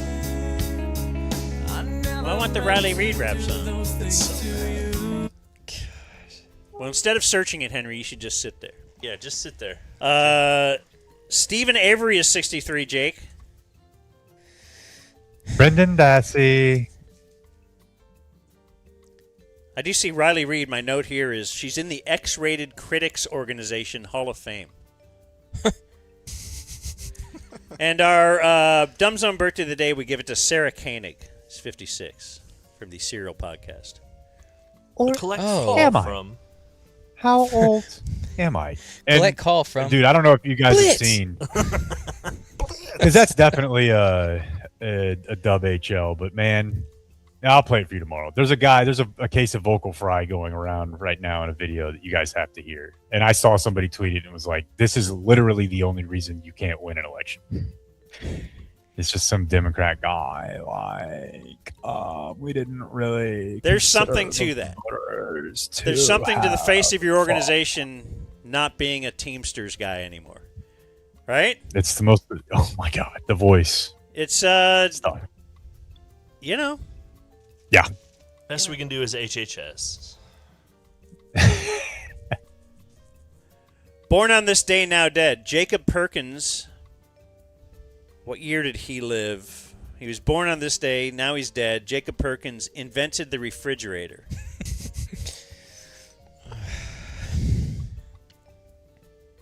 Which Dan still doesn't have. We're still looking for a refrigerator. I'll address that in closing remarks.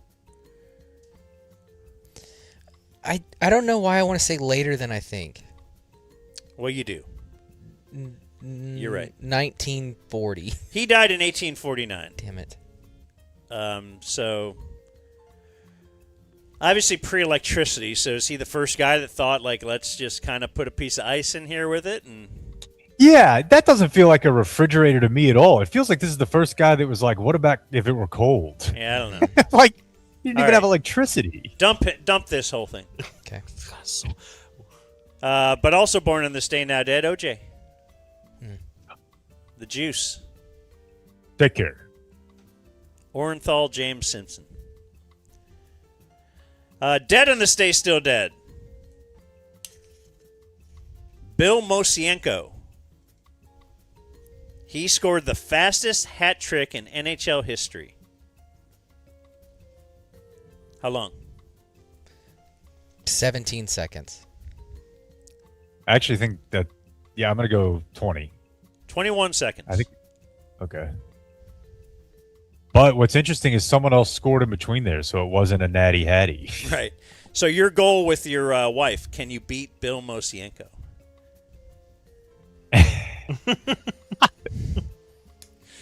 You ever do a hat trick? Or is that too much for you? It's too much for me. I mean, As a younger man? It's always give been me the too weekend. Much. Yeah. Oh, okay. You need a weekend for a hat trick? I missed a couple of birthdays. I'm sorry. I missed one for Clayton. Kevin Nash is 67. Big sexy. Sorry, Diesel. Big Daddy Diesel. Put that big boot right in your face. My bad. Back to the deads now. I go to H. Ross Perot, died on this day in 2019, and died on this day. Well, it's the big show. Ross Perot. Rip Torn. Oh, Jackass. Died on this day. That's Artie. Dodgeball. Oh, I get that wrong every time. That's not Rip Torn and Jackass. It's Rip something else, right? Rip Taylor? Rip Taylor. That's what it is. Yeah. He's out in the boat. Oh my God. Yeah. Well, have you seen the movie yet? I went the night that it came out before we left for Hawaii. I went to a midnight showing and got on a plane the next morning at 5. Just never went to bed. It was incredible. It's a lot of old stuff. And, I've seen everything 20 times. Dude, I once had Rip Taylor in studio in Dayton. Did you twist his mustache? Did you hear the news today that Jerry Falwell came out and said Teletubbies are banned for our children? Do you know that little cartoon, Teletubbies? No, I'm not familiar with it. It's some new kid show. That's me. That's awesome. Anyway, I'm telling him about why am I telling him about... Well, I don't want to listen I'm not familiar with that. See, did he do a liner? So Poe is red, meaning that Poe is... obviously a communist. Dipsy is lime green. Oh, okay. I think I'm going through the Teletubbies. All right, let's get back. I want more of that. Is that Big Jim? He's a communist. I don't know who it was. I love it. Anyway, I had Rip Taylor in studio once. But it's not his birthday either. It's this all came from Rip Torn. It's the dumb zone. I can see why. Yep. I just want to see Blake get mad. I don't So, died on this day. My last one is James Lewis died on this day in 2023. James Lewis was suspected of killing 7 people with laced Tylenol. And this is something little Danny knew about because this affected our Halloween at least one year. Yeah, and effectively affected it for the rest of Halloween's. Right? I mean, it's only happened a couple times. So when I look at his Wikipedia page, they're pretty sure this guy did it, but they only got him for extortion because he ended up sending a handwritten letter to Johnson & Johnson demanding $1 million to stop the killing.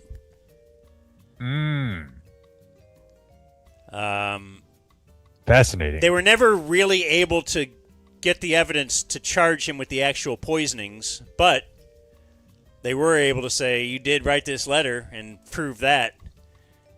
And so they got him and sent him to jail for a while. As often when I'm reading stories about infamous criminals, they did something pretty heinous, you're like, gosh, just a regular guy raised by 2 parents. He was born in 1946 in Memphis. James Lewis and his two sisters, their father abandoned the family. So there's one thing, right? So their mother, bit overwhelmed by having 3 kids, left the kids at a motel and gone. She rented a room one night. Box, like the one we have out in Waxahachie or whatever. Rented a room one night. Stayed at the hotel, maybe when they were all asleep. She just left and never returned to their lives. So then they end up in, orphanage or something like that, and got adopted. He once attacked his adoptive mother with an axe. Was committed to a mental institution. Anyway, a lot of problems with the James Lewis life, and he probably poisoned some Tylenol tablets, which made the whole industry make it difficult for you to open anything. Even though this is like a one-off thing. Although you feel better about that, but just think about that. Before this, there was nothing to make you consider it. Protective cap or whatever. There was nothing. It was just like everybody had been fine before that. He's kind of like the Ralph Nader of. No, I mean I see what you're saying. And that's what happened on this day in history. Anyway, we do have closing remarks. Frankel and Frankel. This segment of the Dumb Zone brought to you by Frankel and Frankel. Even if you die in a car accident, we could help your living family get the bag. Frankel and Frankel. Certainly not an impulse buy, right? Frankel and Frankel. But right. If you you see a little Frankel and Frankel on the shelf, you're going to grab a personal injury before you leave the store. You're not going to do that. But if you do get a personal injury, they are on a recent Business Wednesday, if you want to go back and check that out. It's on YouTube as well. Just had a friend tell me yesterday, like he was kind of fascinated by the Frankel's whole background and their story and just why they do what they do. They do fight for the little guy, and it's great. They're great dudes, and we invite you to give them a call, talk to a partner if indeed something goes wrong at 214 or 817, and then dial all threes. I don't remember what I said I wanted to reference here in your fridge closing remarks. Oh, maybe my fridge. I did this because we have a new studio coming up. We're moving with Fox 4. The Game Day Men's Health Studio will move to Las Colinas in the fall. And Brandon had given us an autographed jersey a year ago. And I haven't really done anything with it. Like, I wear it when I play pickup. Mm-hmm. When you make love. But, I haven't gotten it framed yet. So I was actually yesterday thinking I was going to go look to get it framed. And then I just did think, if there is somebody in our audience, I would rather give money to somebody in our audience. So if someone's in that game, if someone's wife works in that game, I don't want to be sexist, though. Someone's husband can work in that game, too. Whatever. I'd rather support you, and if nobody responds to that, then that's fine. I'll go to Michael's or Hobby Lobby, but I thought I'd throw it out there first. We have thrown out for a while, that my fridge had died, and same kind of a thing. I'd rather support someone in the game. And we're actually, when we get that new studio. So the Brandon... I feel like the Brandon jersey should be like the center point of the studio. Sure. Like, we'll put that on the wall and we'll build everything else around it, including pictures of your wives that you have sent me to read birthdays. So those are going sure up. They'll love that. Those are going up in the new studio as well. Well, no, we'll put the what was it in Shawshank? Raquel Welch, or who was it? Rita Hayworth poster over all of the other over ones it. When we leave I every love day. it. And then we'll pull it down and we'll be like, here's all the listeners' wives. So that, and we're also going to buy some new chairs for the new studios. Now, if you know the Carters, we'd like to get back in on that. But other than that, we'll probably just buy some new chairs. But if it's somebody that is a listener, I'd rather, if we're going to spend our money, I'd rather spend our money with you. So that's my closing remark. Do you have anything from, how do you say it there when you live there? Kauai. Kauai? No, and it's funny too. We had a white as our tour guide yesterday, but she's from Kauai, and she's been here her whole life. She goes to college now in Boston. But it is just kind of funny because she has every right to pronounce it that way, but it's different when a white person does it. But they do. You kind of have to, like, to pronounce the things on the signs correctly. You have to say it the way they do, because otherwise it makes no sense phonetically. But no, we got a big day of exploring. Yesterday we were on a boat on the coast, and like a trip, you pay whatever, and you get 20 people, and they know what they're doing, because right when you came around a certain bend, you hear the theme. Jurassic Park? Synced up. And I had sunglasses, and I was like, well, I'm putting these on right now. Stop. Your You don't want boy anybody to was see you crying? well enough. Like, they came right, it's right when you come around the bend. They know, right? And you're like, what the it's insane. It's insane. I've never seen anything like it.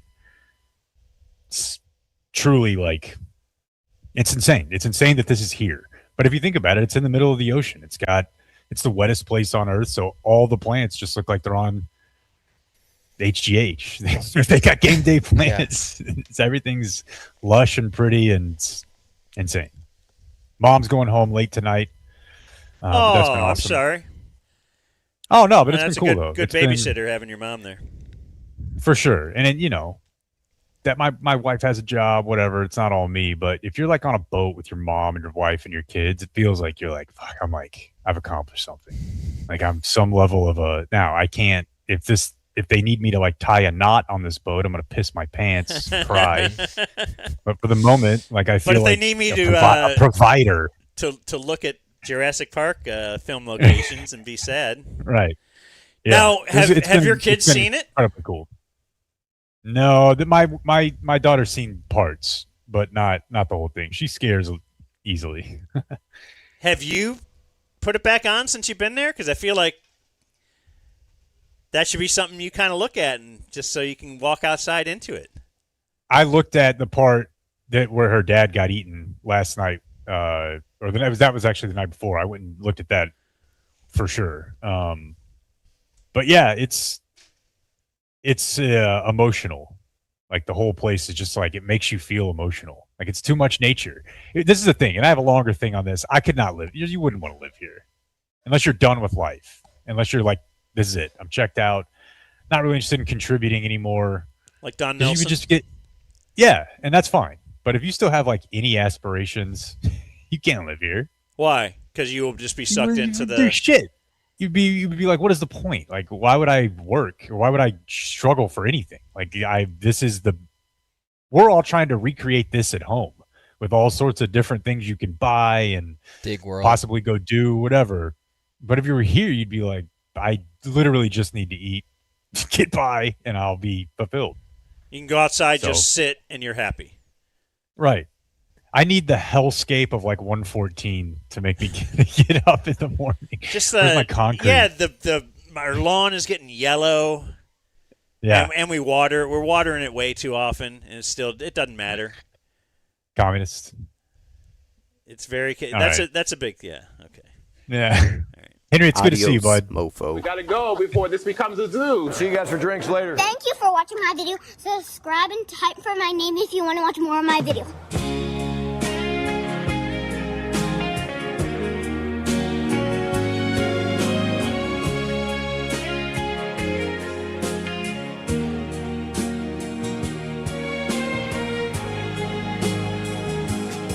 Back in 1989, way across the pond,